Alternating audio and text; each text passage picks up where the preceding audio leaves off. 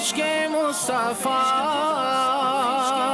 علم و عمل اصلاح معاشرہ، فقہ شریعت و طریقت کا ہے مجموعہ مدنی مذاکرہ، ہے مجموعہ مدنی مذاکرہ، مدنی مذاکرہ۔ الحمدللہ رب العالمین، والصلاة والسلام علی سید المرسلین، اما بعد فاعوذ باللہ من الشیطان الرجیم، بسم اللہ الرحمن الرحیم، الصلاة والسلام علیک یا رسول اللہ وعلی آلک واصحابک یا حبیب اللہ۔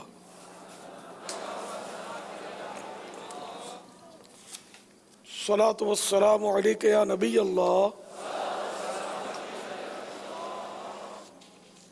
وعلی آلک واصحابک یا نور اللہ۔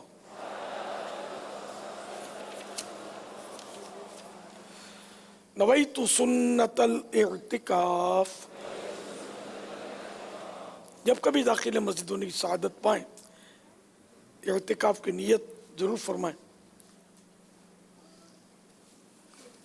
جب تک مسجد میں رہیں گے مفت کا ثواب ملتا رہے گا، مسجد سے باہر نکلیں گے یہ اعتکاف ختم ہو جائے گا۔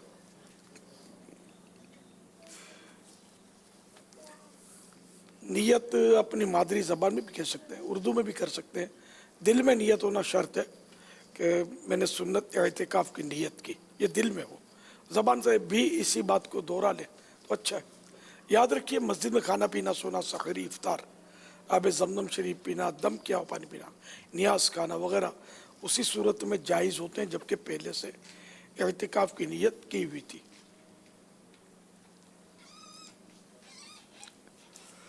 مسجد میں آ گئے، کھانا پینا سامنے آیا، اب یاد آیا اعتکاف کی نیت تو نہیں کی تھی، اب کھانے پینے کے لیے اعتکاف کی نیت نہیں ہو سکتی، بلکہ ثواب کی نیت سے اب بھی کر سکتے ہیں تو کر لیجئے، کچھ ذکر و درود بھی کر لیجئے، چاہیں تو 12 بار درود پاک پڑھ لیں، اب چاہیں گے تو کھا پی اور سو سکیں گے۔ صلو علی الحبیب صلی اللہ تعالی علی محمد، رسالہ ضیاء درود و سلام، پیج نمبر 2، فرمان مصطفیٰ صلی اللہ تعالی علیہ وآلہ وسلم، بروز قیامت لوگوں میں سے میرے قریب تر وہ ہوگا جس نے دنیا میں مجھ پر زیادہ درود پاک پڑھے ہوں گے۔ صلو علی الحبیب صلی اللہ تعالی علی محمد۔ الحمدللہ 1441 سن ہجری کے ماہ ربیع الاول شریف کی آج چوتھی رات ہے۔ عالمی مدنی مرکز فیضان مدینہ میں کثیر عاشقان میلاد النبی جمع ہیں، مدنی مذاکرے کا سلسلہ ہے۔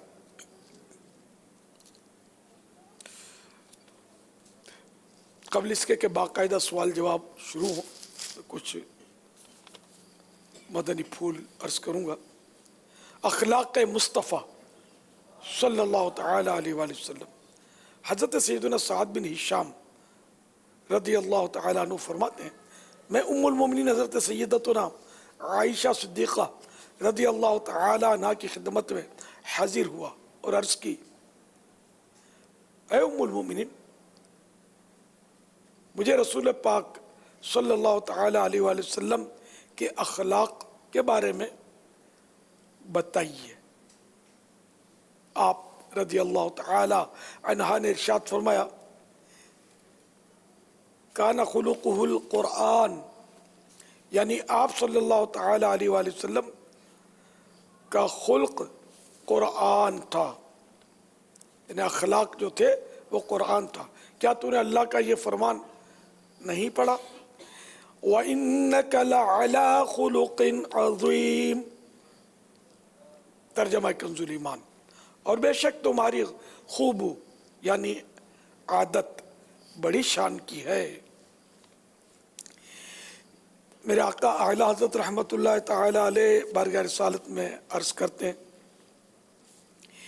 تیرے خلق کو حق نے عظیم کہا،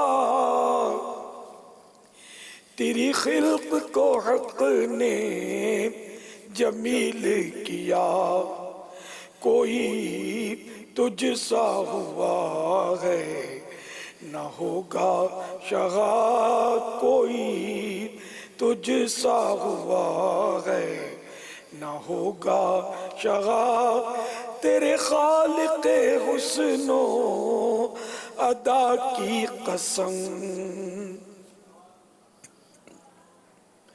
اے عاشقان میلاد النبی، اللہ پاک نے دنیا کے مال و متاع کے لیے ارشاد فرمایا، قل متاع الدنیا قلیل، ترجمہ کنز ایمان، تم فرما دو کہ دنیا کا برتنا تھوڑا ہے۔ دنیا کے تھوڑا ہونے کے باوجود ہم دنیاوی نعمتیں نہیں گن سکتے، تو جن کے اخلاق کے بارے میں عظمت والا رب کریم ارشاد فرمائے، وَإِنَّكَ لَعَلَىٰ خُلُقٍ عَظِيمٍ، اور بے شک تمہاری خوب یعنی عادت بڑی شان کی ہے، تو ان کے اخلاق کریمانہ کو کما حق کو یعنی جیسا حق ہے ویسے کیسے بیان کیا جا سکتا ہے۔ حضرت سیدنا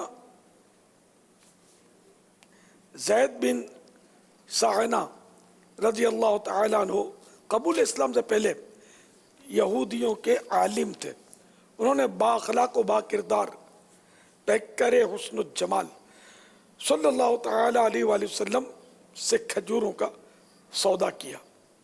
وعدے کے مطابق کھجوریں دینے کی مدت میں ابھی 2 دن باقی تھے کہ انہوں نے سیدنا زید بن ساعنہ جو بھی اس وقت مسلمان نہیں ہوئے تھے، انہوں نے بھرے مجمع میں حضور صلی اللہ تعالیٰ علیہ وآلہ وسلم کا مبارک دامن پکڑ کر انتہائی سخت لہجے میں کھجوروں کا مطالبہ کیا اور چلا کر کہا، اے محمد صلی اللہ تعالیٰ علیہ وآلہ وسلم، تم سب عبد المطلب کی اولاد کا یہی طریقہ ہے کہ تم لوگوں کے حقوق ادا کرنے میں معاذ اللہ دیر لگاتے ہو۔ یہ منظر دیکھ کر سیدنا عمر فاروق اعظم رضی اللہ تعالیٰ عنہ کو جلال آ گیا۔ آپ نے فرمایا، اے خدا کے دشمن، تو خدا کے رسول سے ایسی گستاخی کر رہا ہے؟ خدا کی قسم، اگر رسول کریم صلی اللہ تعالیٰ علیہ وآلہ وسلم کا ادب رکاوٹ نہ ہوتا تو میں اب بھی تلوار سے تیری گردن اڑا دیتا۔ یہ سن کر حسن اخلاق کے پیکر صلی اللہ تعالیٰ علیہ وآلہ وسلم نے کمال انکساری کا مظاہرہ کرتے ہوئے ارشاد فرمایا، اے عمر، تم یہ کیا کہہ رہے ہو؟ تمہیں تو چاہیے تھا کہ مجھے ادائے حق کی ترغیب اور اس کو نرمی کے ساتھ تقاضا کرنے کی ہدایت کر کے ہم دونوں کی مدد کرتے۔ پھر نبی پاک صلی اللہ تعالی علیہ وآلہ وسلم نے حکم دیا، اے عمر، اس کو اس کے حق کے برابر کھجوریں دے دو اور کچھ زیادہ بھی دے دو۔ حضرت سیدنا فاروق اعظم رضی اللہ تعالی عنہ نے جب اس کو حق سے زیادہ کھجوریں دیں تو حضرت سیدنا زید بن ساعنہ رضی اللہ تعالی عنہ نے کہا، اے عمر، میرے حق سے زیادہ کیوں دے رہے ہو؟ آپ نے فرمایا، چونکہ میں نے غضبناک نظروں سے دیکھ کر تجھے ڈرایا تھا، اس لیے اللہ کے پیارے رسول صلی اللہ تعالی علیہ وآلہ وسلم نے تیری دلجوئی کے لیے تیرے حق سے زیادہ کھجوریں دینے کا مجھے حکم دیا ہے۔ یہ سن کر حضرت سیدنا زید بن ساعنہ رضی اللہ تعالیٰ عنہ نے کہا، اے عمر، کیا تم مجھے پہچانتے ہو؟ میں زید بن ساعنہ ہوں۔ حضرت سیدنا فاروق اعظم رضی اللہ تعالیٰ عنہ نے فرمایا، وہی زید بن ساعنہ جو یہودیوں کا بڑا عالم ہے؟ عرض کیا، جی ہاں۔ سیدنا عمر فاروق اعظم رضی اللہ تعالیٰ عنہ نے فرمایا، پھر تم نے اللہ کے رسول سے ایسی رف گفتگو کی حضرت سیدنا زید بن سعنہ رضی اللہ تعالیٰ عنہ نے جواب دیا کہ اے عمر، دراصل بات یہ کہ میں نے تورات شریف میں جتنی نشانیاں آخری نبی کی پڑھی تھی ان سب کو میں نے رسول پاک صلی اللہ تعالیٰ علیہ وآلہ وسلم میں موجود پایا، مگر دو اور نشانیوں کے بارے میں مجھے امتحان کرنا باقی تھا۔ ایک یہ کہ نبی آخر الزمان صلی اللہ تعالیٰ علیہ وآلہ وسلم کا حلم یعنی نرمی جہالت پر غالب رہے گا، اور دوسرا یہ کہ ان کے ساتھ جس قدر زیادہ جہل یعنی جہالت بھرا برتاؤ کیا جائے گا اسی قدر ان کا حلم یعنی ان کی نرمی بڑھتی چلی جائے گی۔ لہذا اس ترکیب سے میں نے ان دونوں نشانیوں کو بھی آپ صلی اللہ تعالی علیہ وآلہ وسلم میں دیکھ لیا، اور میں گواہی دیتا ہوں کہ محمد صلی اللہ تعالی علیہ وآلہ وسلم نبی برحق ہیں۔ اور اے عمر، میں بہت مالدار آدمی ہوں، میں تمہیں گواہ بناتا ہوں کہ میں نے اپنا آدھا مال حسن اخلاق کے پیکر رسول انور صلی اللہ تعالی علیہ وآلہ وسلم کی امت پر صدقہ کیا۔ تو یوں یہ مسلمان بھی ہو گئے، صحابیت کا شرف پایا، اور اپنا آدھا مال بھی راہ خدا میں دے دیا۔ دامن مصطفیٰ سے جو لپٹا یگانہ ہو گیا، جس کے حضور ہو گئے اس کا زمانہ ہو گیا۔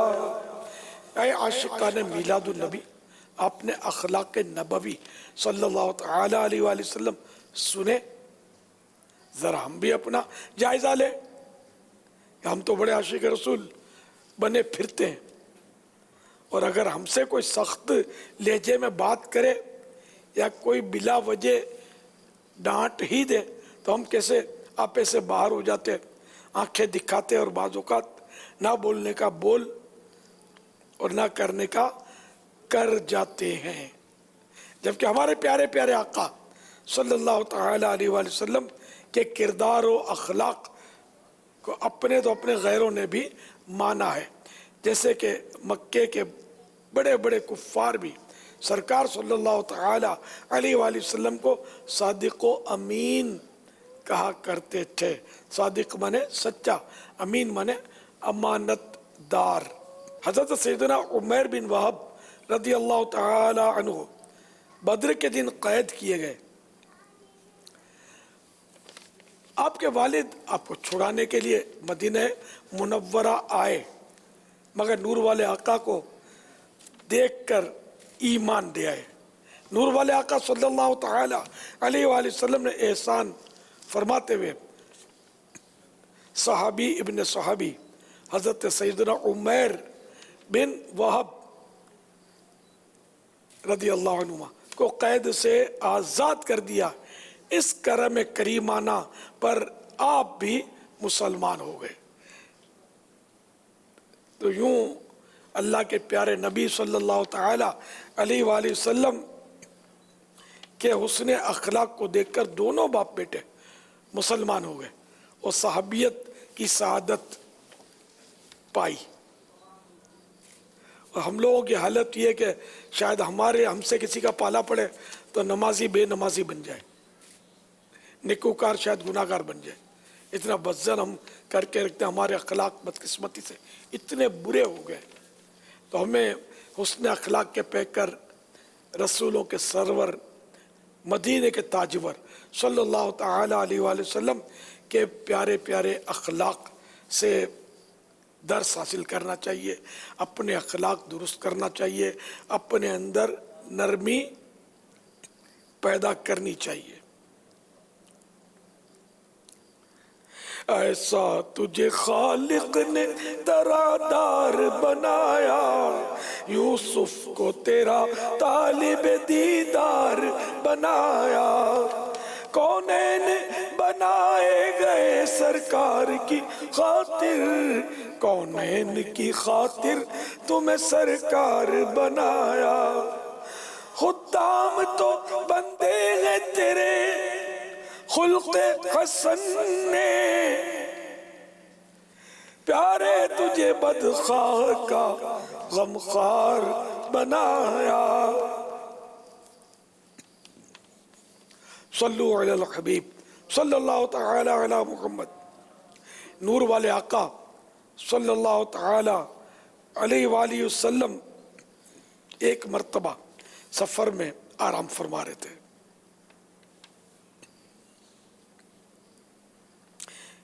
کہ غورث بن حارث نے آپ کو شہید کرنے کے ارادے سے آپ کی تلوار نیام سے نکال دی۔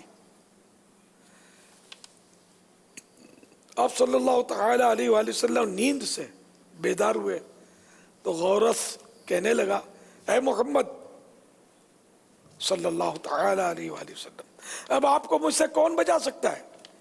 آپ صلی اللہ تعالی علیہ وآلہ وسلم نے ارشاد فرمایا، اللہ، اتنا کہنا تھا کہ تلوار اس کے ہاتھ سے گر گئی، اور عفو و کرم فرمانے والے رسول اکرم صلی اللہ تعالی علیہ وآلہ وسلم نے تلوار ہاتھ مبارک میں لے کر ارشاد فرمایا، اب تجھے مجھ سے کون بچائے گا؟ غورث گڑ گڑا کر کہنے لگا، آپ ہی میری جان بخشی کیجئے، یعنی مجھے مت ماریے۔ تو رحمت عالم صلی اللہ تعالی علیہ وآلہ وسلم نے اسے معاف فرما کر چھوڑ دیا۔ چنانچہ غورث اپنی قوم میں آ کر کہنے لگا کہ اے لوگو، میں ایسے شخص کے پاس سے آیا ہوں جو تمام انسانوں میں سب سے بہتر ہے، 100 بار تیرا دیکھ کر عفو و ترحم ہر باغی و سرکش کا سر آخر کو جھکا ہے۔ صلو علی الحبیب صلی اللہ تعالی علی محمد۔ جب اللہ کے پیارے رسول صلی اللہ تعالی علیہ وآلہ وسلم پر لبید بن اعصم نے جادو کیا تو اس نے اخلاق کے پیکر مدینے کے تاجور صلی اللہ تعالی علیہ وآلہ وسلم نے اس کا بدلہ نہیں لیا، اس یہودیہ کو بھی معاف فرما دیا، اس یہودیہ کو بھی معاف فرما دیا جس نے آپ صلی اللہ تعالی علیہ وآلہ وسلم کو زہر دیا تھا۔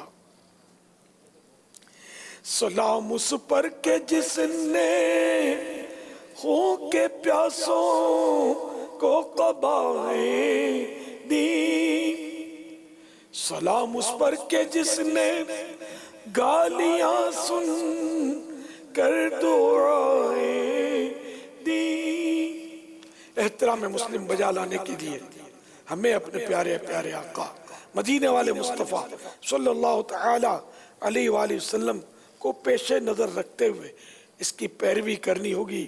اللہ پاک پارہ 21 سورۃ الاحزاب آیت نمبر 21 میں ارشاد فرماتا ہے، لَقَدْ كَانَ لَكُمْ فِي رَسُولِ اللَّهِ أُسْوَةٌ حَسَنَةٌ۔ ترجمہ ہے کنز الایمان، بے شک تمہیں رسول اللہ کی پیروی بہتر ہے۔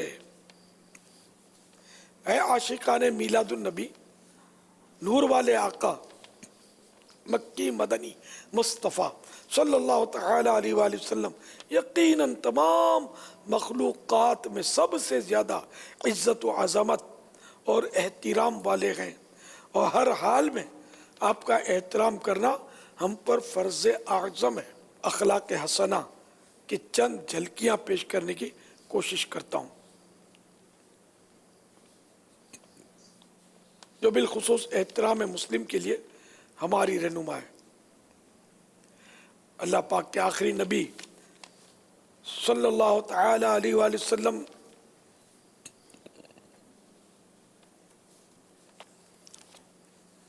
ایسی کوئی بات یا کام نہ کرتے جس سے نفرت پیدا ہو،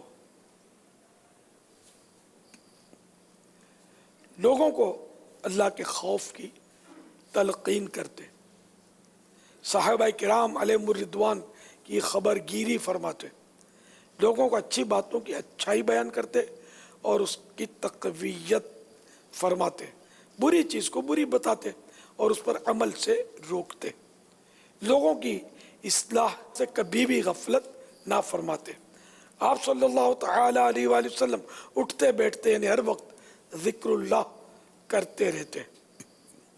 جب کہیں تشریف لے جاتے تو جہاں جگہ مل جاتی وہیں بیٹھ جاتے اور دوسروں کو بھی اسی کی تلقین فرماتے، اپنے پاس بیٹھنے والے کے حقوق کا لحاظ رکھتے۔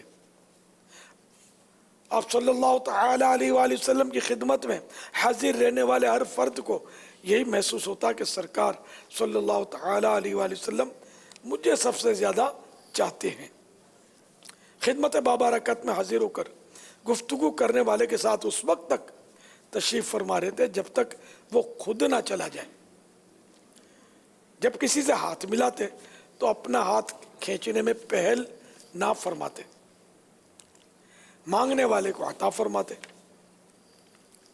آپ صلی اللہ تعالی علیہ وآلہ وسلم کی سخاوت و خوش خلقی ہر ایک کے لیے عام تھی۔ آپ صلی اللہ تعالی علیہ وآلہ وسلم کی مجلس علم، بردباری، حیا، صبر و امانت کی مجلس تھی۔ آپ صلی اللہ تعالی علیہ وآلہ وسلم کی مجلس میں شور و غل ہوتا، نہ کسی کی بے عزتی۔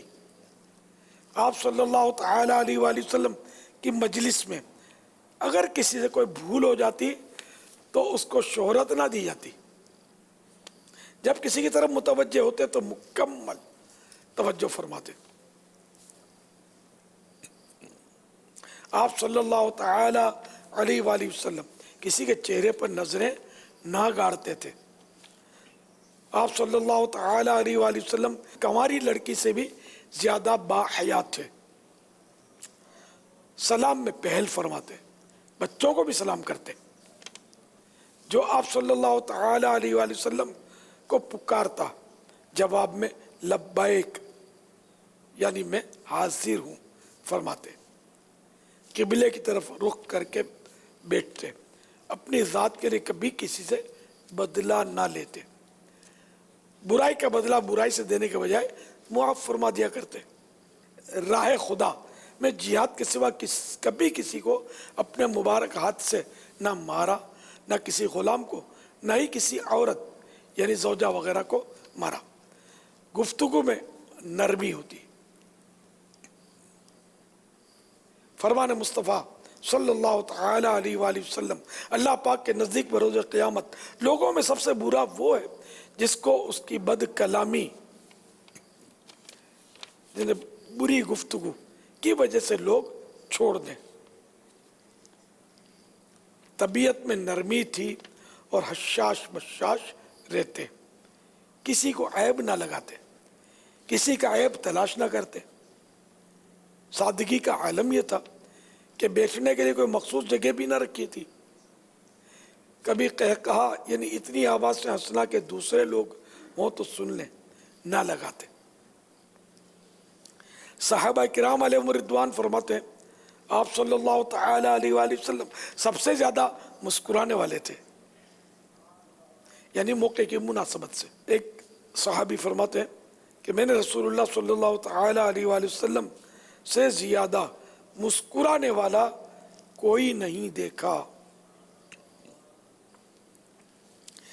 یا الہی جب بہے آنکھیں حساب جرم میں، یا الہی جب بہے آنکھیں حساب جرم میں، ان تبسم ریز ہونٹوں کی دعا کا ساتھ ہو، ان تبسم ریز ہونٹوں کی دعا کا ساتھ ہو۔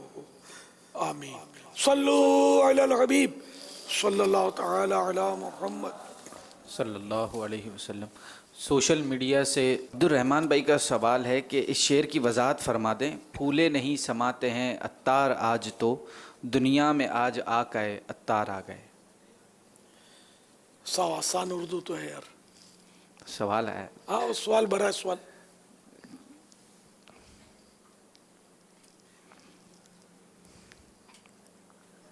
یہ تو میرا خیال ہے جس کو تھوڑی بہت اردو آتی ہوگی وہ بھی سمجھ جائے گا. پھولے نہیں سماتے یعنی کہ وہ خوشی بہت ہو رہی ہے اس کو، خوشی سے پھولا نہیں سماتا، محاورہ ہے. اور ظاہر ہے کہ کسی کا کوئی پیارا اور محبوب آئے تو اس سے وہ تو خوشی تو بہت ہی ہوگی نا. جب اللہ کا پیارا، اللہ کا محبوب، غمخوار امت تشریف لے آئے، وہ دن ہو تو کتنی خوشی ہوگی. خوشی سے پھولا نہیں سمائے گا. تو عطار جو ہے یہ آج بہت خوش بہت خوش ہے، اس لیے کہ اس کے آقا کی آج تشریف آوری ہوئی ہے، ولادت ہوئی ہے، برتھ ہوئی ہے، اس لیے یہ بہت زیادہ آج خوش ہے. صلو علی الحبیب. پھولے نہیں سماتے ہیں عطار آج تو، پھولے نہیں سماتے ہیں عطار آج تو، پھولے نہیں سماتے ہیں عطار آج تو، دنیا میں آج آقائے عطار آ گئے، سرکار آ گئے، شہ ابرار آ گئے، سرکار آ گئے، شہ ابرار آ گئے، وہ مسکراتے خلق کے سردار آ گئے، وہ مسکراتے خلق کے سردار آ گئے، چمکاتے اپنا چہرہ چمکدار آ گئے، سرکار آ گئے، شہ ابرار آ گئے. صلی اللہ تعالی علیہ وسلم. ایک اور سوال تھا کہ اگر نماز کے لیے جا رہے ہوں، اذان ہو جائے جمعے کے دن، تو اذان کے بعد راستے میں مسجد کے لیے راستے میں رک کر اگر اے ٹی ایم سے پیسے نکالیں تو کیا یہ درست ہوگا؟ پہلی اذان کے ہوتے ہی نماز جمعہ کے لیے جانے کی کوشش شروع کر دینا واجب ہے.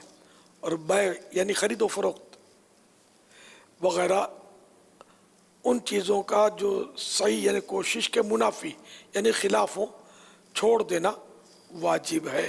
تو وہ اے ٹی ایم سے پیسے بھی نہیں نکلوا سکتے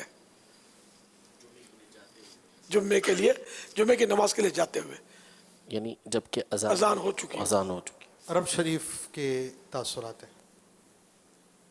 بسم الله الرحمن الرحيم. الحمد لله رب العالمين، والصلاة والسلام على أبي القاسم الأمين سيدنا محمد وعلى آله وصحبه أجمعين. مولانا أمير أهل السنة، السلام عليكم ورحمة الله وبركاته. وعلیکم السلام ورحمۃ اللہ وبرکاتہ. ويسرني ويشرفني أن أتقدم إليكم في هذه الأيام المباركة في بداية هذا الشهر المبارك ربيع النور، ربيع مولد النبي عليه الصلاة والسلام. أتقدم إلى فضيلتكم بالتهاني والتبريك فرحا واستبشارا بمولد النبي عليه الصلاة والسلام. فقد تعلمنا من فضيلتكم هذه المحبة الخالصة في قلوبنا لحبيبنا ومعلمنا ونبينا ورسولنا سيدنا محمد صلى الله عليه وآله وسلم، وتعلمنا منكم هذه المحبة. فكل ما يأتي هذا الشهر المبارك شهر ربيع النور فنحن نفرح بقلوبنا ونهنئكم ونهنئ جميع المسلمين في مشارق الأرض ومغاربها بهذه المناسبة، سائلين المولى سبحانه وتعالى أن يزيد هذه المحبة في قلوبنا، طالبين منكم الدعاء بالتوفيق والسداد. ماشاء اللہ مبارکباد دے رہے تھے، دعاؤں سے نماز رہے تھے نا. مکہ مکرمہ سے ایک سوال بھی ہے مکہ شریف. الحمدللہ ہم موجود ہیں سرکار صلی اللہ تعالیٰ علیہ وسلم کی ولادت گاہ کی طرف. یہ وہ مبارک مقام ہے جہاں میرے آقا صلی اللہ تعالیٰ علیہ وسلم کی ولادت ہوئی. یا مرشد آپ کی بارگاہ میں یہ عرض ہے کہ الحمدللہ ہم عاشقان رسول یہاں موجود ہیں اور یہ چاہتے ہیں کہ آپ اس ولادت گاہ پر آپ کی کیا حاضری ہوئی ہے اور آپ کا کیا انداز رہا ہے. الحمدللہ مکہ المکرمہ میں ہیں اور سارے عاشقان رسول بھی موجود ہیں. تو ایک خواہش تھی کہ یہاں پر بھی ہم آقا علیہ الصلوۃ والسلام کی ولادت کے نعرے لگائیں. تو ہم مل کے نعرے لگاتے ہیں. سرکار کی آمد, آقا کی آمد, مولا کی آمد, ملجا کی آمد, حضور کی آمد, آقا اطہار کی آمد. مرحبا. بہت بہت مبارک ہو آپ کو ولادت گاہ شریف کی حاضری. انداز تو پاؤں سے چل کر حاضر ہوا تھا, سر کے بل تو چلنا میرے بس کا روگ نہیں ہے, ورنہ یہ بھی کر گزرتا میں.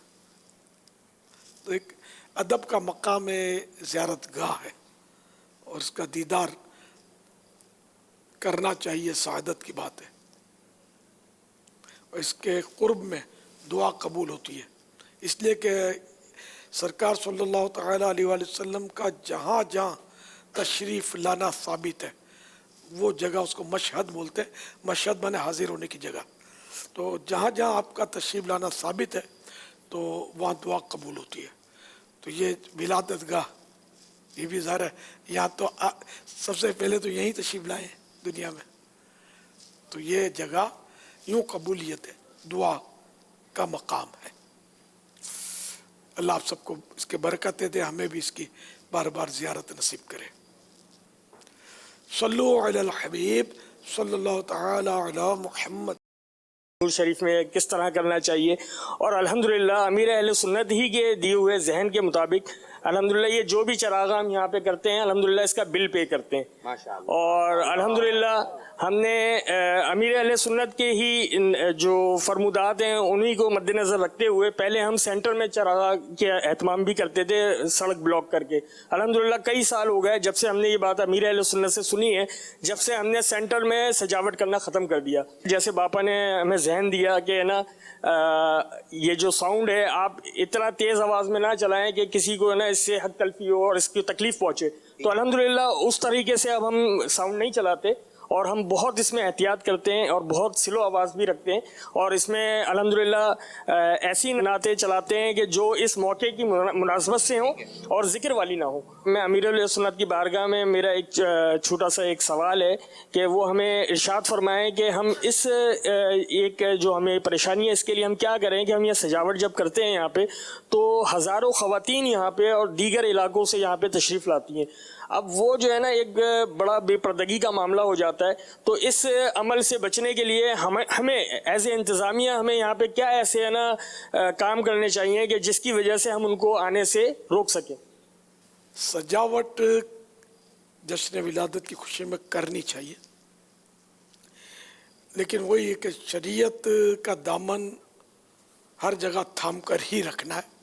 جیسے اس طرح سجاوٹ کرنا کہ لوگ چوکوں پہ جھنڈے گاڑ دیتے ہیں, فٹ پاتھ پہ جھنڈے گاڑتے ہیں, پھر راستے میں کچھ خوبصورت مناظر بناتے ہیں یا بناتے تھے, اب بھی بناتے ہیں, تو یہ بناتے ہیں. تو یہ یعنی ایسا کام کہ جیسے کہ اب سرکاری زمین, گورنمنٹ کی زمین, گورنمنٹ سے مراد ہے, گورنمنٹ کی زمین سے مراد, گورنمنٹ اس کی مالک نہیں ہے لیکن یہ زمین ہم لوگوں کی سب کی, ٹھیک ہے نا, لیکن ایک گورنمنٹ اس کی رکھوالی کرتی ہے. تو یہ زمین جو ہے اس کو ہم کھودیں گے, توڑیں گے, پھوڑیں گے تو نقصان کس کو پہنچے گا, تکلیف کس کو ہوگی, ہم ہی کو ہوگی, ہمارے بھائیوں کو ہوگی, ہے نا, راہ چلنے والوں کو ہوگی. تو بہرحال لے کے اس کو توڑنے پھوڑنے کی اجازت نہیں ہے. قانونی بھی جرم ہے, اخلاقی بھی جرم ہے, ایسا نہیں کرنا چاہیے. اسی طرح ایسی سجاوٹ بھی نہ کی جائے کہ جو راستہ گھیرے, لوگوں کا راستہ تنگ ہو جس سے چل نہ سکے لوگ, گاڑیوں کے لیے راستہ نہ رہے. تو یہ روڈوں پہ جو کرتے ہیں یہ اس طرح لوگوں کے راستے گھیر کر جو کرتے ہیں یہ ثواب کے حقدار نہیں ہے, گناہ گار ہے. ان کو جشن ولادت منانے کے یہ جو بھی اس طرح کا جو کام جتنا حصہ وہ کر رہے ہیں اس میں ان کو ثواب نہیں ملے گا, گناہ ملے گا. تو اس لیے اس کام سے ان کو توبہ بھی کرنی ہوگی. اب اتنا نازک معاملہ ہے کہ صرف یہ کام آئندہ نہیں کریں گے, یہ اصل تلافی اس کی بڑی مشکل ہے. کیونکہ بندوں کے حق یہاں تلف ہوتے ہیں. جن جن کو تکلیف پہنچی، جس گاڑی والوں کو تکلیف پہنچی، جس کو راستہ گزرتے ہوئے تکلیف پہنچی، جس کو تکلیف کہا جائے، واقعی تکلیف پہنچی اور ہماری وجہ سے یہ پہنچی ہے، ان سب سے معافی مانگنی ہوگی، ان سب کو راضی کرنا ہوگا. یہ زیادہ مشکل کام ہے اور پتہ بھی نہیں چلے گا کہ کس کس کو تکلیف پہنچی. تو اس میں یہ کہ جتنوں کا پتہ چلا ان سے تو معافی مانگ لے، اس کو راضی کر لے. اب جن کا پتہ ہی نہیں ہے اور اس طرح تکلیف تو ہزاروں کو پہنچی ہوتی ہے، تو ان سب کے لیے دعائے مغفرت کرتا رہے کہ اللہ کریم قیامت کے دن ان سے صلح کروا دے.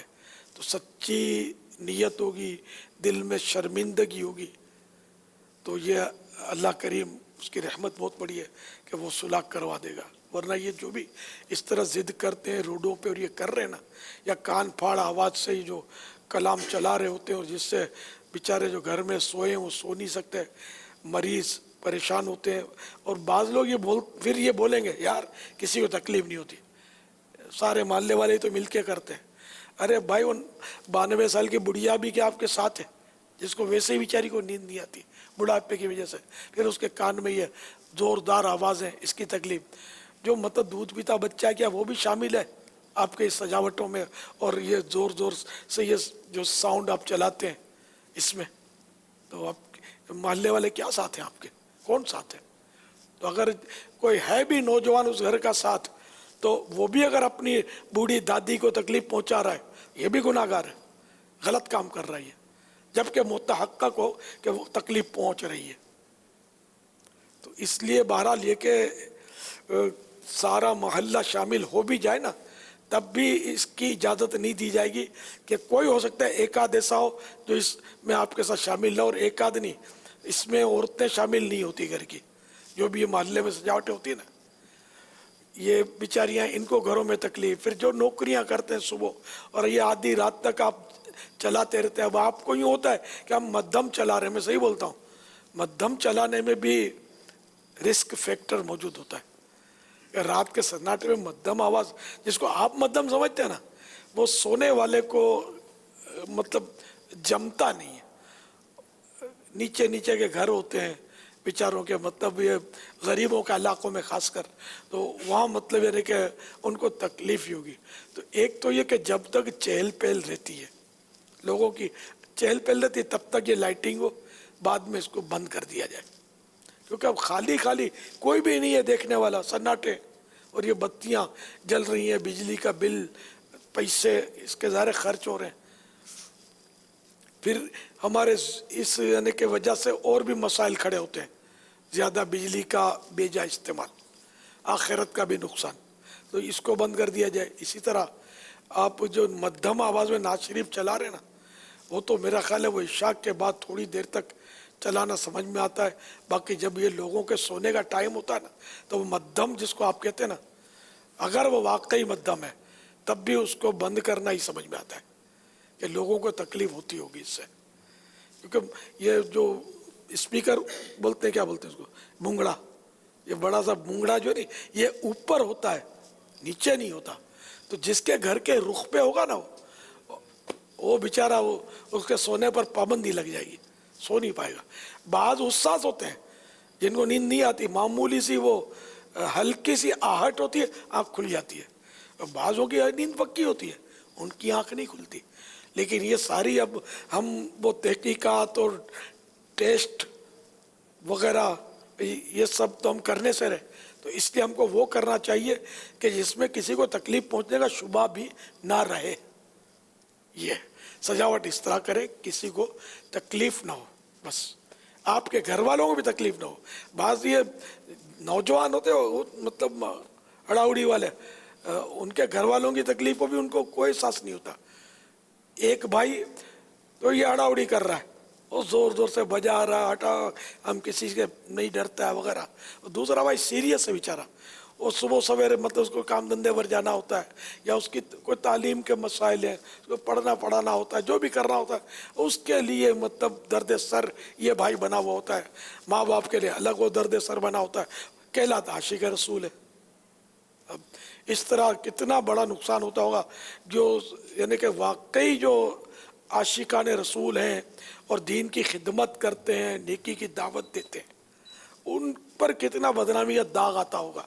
اور جو مطلب ان چیزوں کو تسلیم نہیں کرتے، وہ یہ مثالیں دے کر ایسوں کی یہ لوگوں کو ہم لوگوں سے روکتے ہوں گے کہ ادھر مت جاؤ، یہ دیکھو یوں کرتے، تو یہ سمجھ میں آئے گا کہ ہاں یار یوں کرتے ہیں. تو یوں اتنے میں سمجھ جائے کہ بالکل آدھا گناہ بھی نہیں کرنا ہے، کوارٹر گناہ بھی نہیں کرنا ہے جشن ولادت کے تعلق سے. اس طرح منانا ہے، کبھی بھی گناہ نہیں کرنا ہے. تو انڈرسٹوڈ ہے، گناہ سے بچنا ہی بچنا ہے. چونکہ میں یہ سمجھا رہا ہوں آپ کو، تو اس میں بہرحال یہ کہ ہر طرح سے گناہ سے بچ کر تقوی پرہیزگاری کے ساتھ یہ سجاوٹ کرنی ہے. تو انشاءاللہ نور مصطفیٰ کی ایسی چمک دل پر آئے گی کہ دل بھی روشن ہو جائے گا. جلوس والے بھی جو ہوتے ہیں نمازیں نہیں پڑھتے اور ایسے مطلب جلوس میلاد میں تعداد ہے، اور نعرے لگا رہے ہیں، یہ کر رہے ہیں، لنگر لٹا رہے ہیں، مسجدوں میں اذانیں ہو رہی ہیں، جماعتیں ہو رہی ہیں، نمازیں ہو رہی ہیں، ٹائم ختم ہو جاتا ہے. ان کا لوٹنا ختم نہیں ہوتا. ہمارا جشن ولادت اس طرح کا نہیں ہونا چاہیے. ہم نماز ہی نہ پڑھیں تو پھر بندہ کس کام کا؟ دیکھیے یہ کون سا جشن ولادت ہے جس میں سے نماز مائنس کر دی گئی. پہلے نماز ہے یار، بعد میں نیاز ہے. میں تو بہت برسوں سے کہتا ہوں کہ میں نیازی ہوں.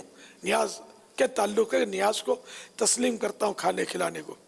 میں نیازی ہوں مگر پہلے نمازی ہوں کہ نماز فرض ہے، نیاز 100% شریعت کے مطابق ہو تب کہیں جا کر مستحب ہے. تو مستحب یعنی کہ اچھا کام کرے تو ثواب، نہ کرے تو گناہ نہیں ہوتا اس میں. ہاں نیاز کو جو گناہ کہتا ہے وہ گناہ گار ضرور ہے کہ شریعت نے ایک چیز کو جائز رکھا ہے تو تم گناہ گار کہنے والے کون؟ وہ ایک کھانا کھلانا ایصال ثواب کا، بزرگوں کے ایصال ثواب کا، یا پیارے آقا صلی اللہ تعالی علیہ وآلہ وسلم کے ایصال ثواب کے لیے ہم جو کھانا پکاتے ہیں یا لنگر تقسیم کرتے ہیں، پھل فروٹ جو بھی چیزیں تقسیم کرتے ہیں، یہ سب نیاز میں آتی ہیں. تو یہ مستحب کام ہے، ثواب کا کام ہے. تو اس کو ناجائز کہنے کی کیا دلیل ہے؟ جو ناجائز کہے گا وہ گناہ گار ہوگا. جو جائز سمجھتا ہے وہ نہیں کرتا، زندگی میں کبھی بھی نہیں کیا، گناہ گار وہ نہیں ہے.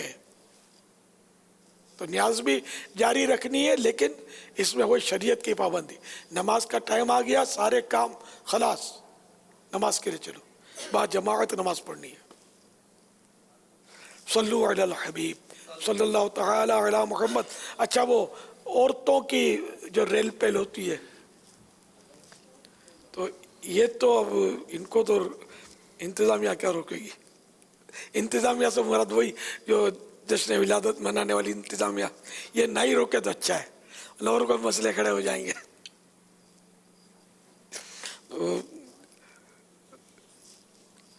نہ ان کو روکے نہ ان کو دیکھے، دیکھنا بھی خطرناک ہے. تو آپ نے سجاوٹ کی ہے تو دیکھنے تو آئیں گی. وہ مکہ مدینے بھی تو جاتی ہیں نا، طواف بھی کرتی ہیں، صحیح بھی کرتی ہیں، لیکن وہ تو خیر شریعت کے ایک پورے ایک نظام بنا ہوا ہے. لیکن یہاں جو یہ چلتی ہیں عورتیں آتی ہیں، ان کی ہم تو اجازت نہیں دیتے، ہم تو منع کرتے رہتے ہیں کہ عورتوں کو جشن ولادت کی روشنی دیکھنے کے لیے، چراغاں دیکھنے کے لیے نہیں جانا چاہیے، کہ مردوں سے یہ بالکل مکس ہونے کے خطرے ہوتے ہیں، بے پردگی اور بد نگاہی کے سامان اور نہ جانے کیا کیا ہوتا ہے.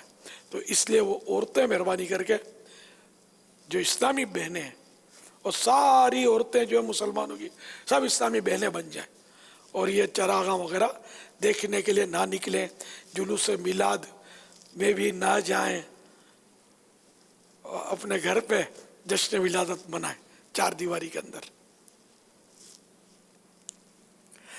صلو علی الحبیب صلی اللہ تعالی علی محمد.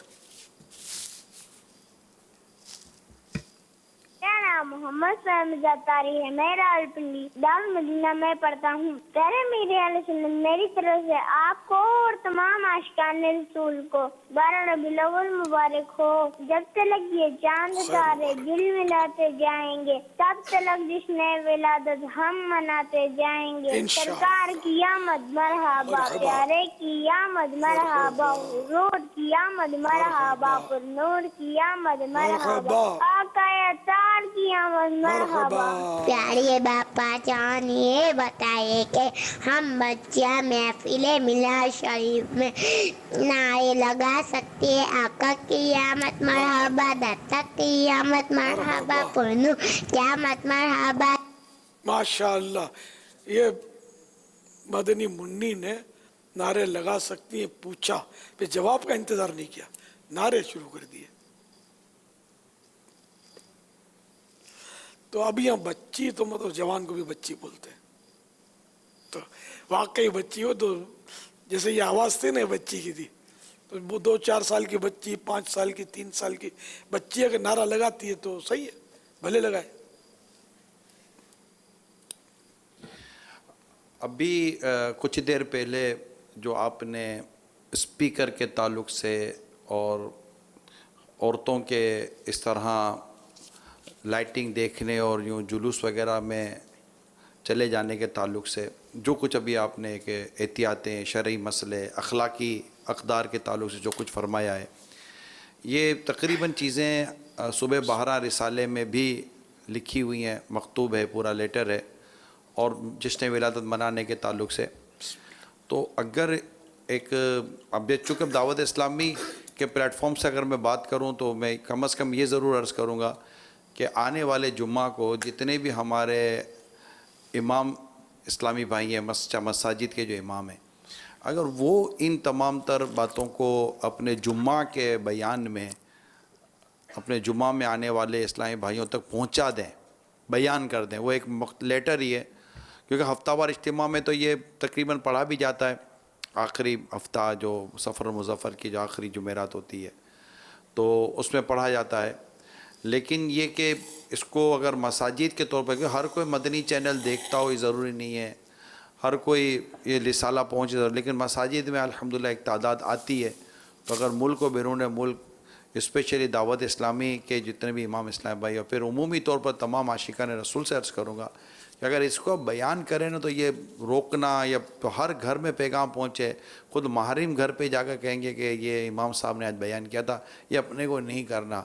तो इंशाल्लाह ये साउंड, स्पीकर, बेपर्दगी और ये जो बेहतियाती हुकूक़ आमा तलफ़ करने के ताल्लुक से बरसों से अल्हम्दुलिल्लाह अमीर सुन्नत फरमाई रहे, और फ़र्क आपके सामने है कि इस्लाम में बढ़ बढ़ के कही रहे हैं कि हम अमल कर रहे हैं, लेकिन अब भी बहुत ज़्यादा ज़रूरत है इन चीज़ों को आम करने की।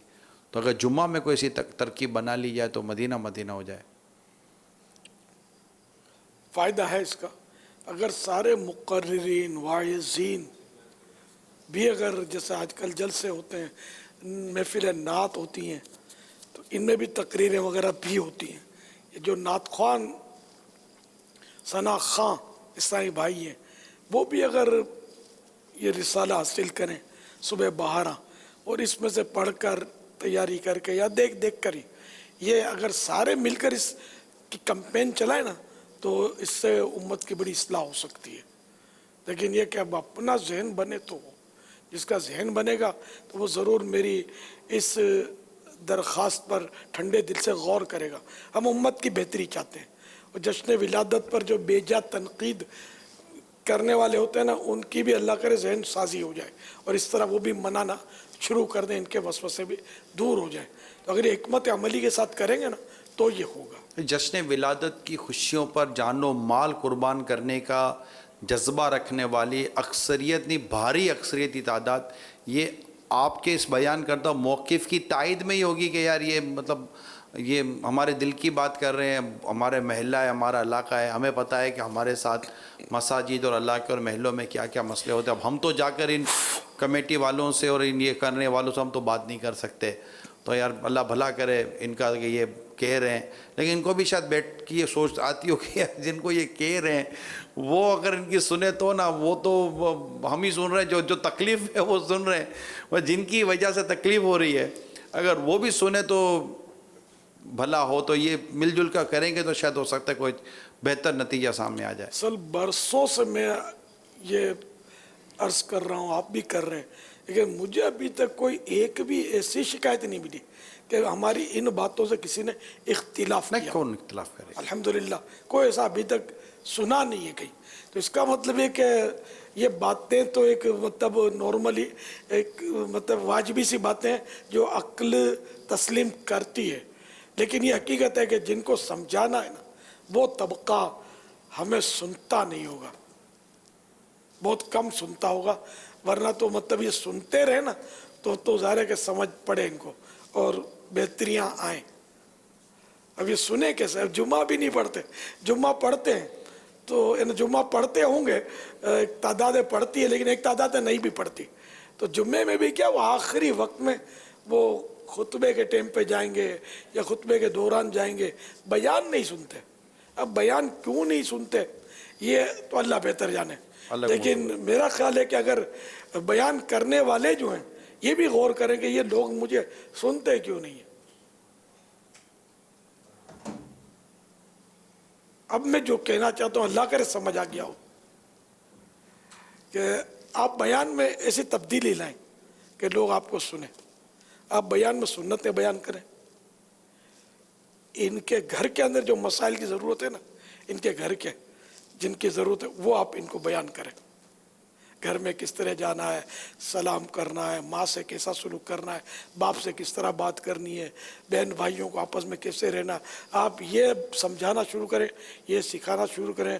پانی کس طرح پینا ہے، کھانا کس طرح کھانا ہے، یہ آپ سکھانا شروع کریں. آپ کی مسجد بھر نہ جائے تو مجھے کہنا.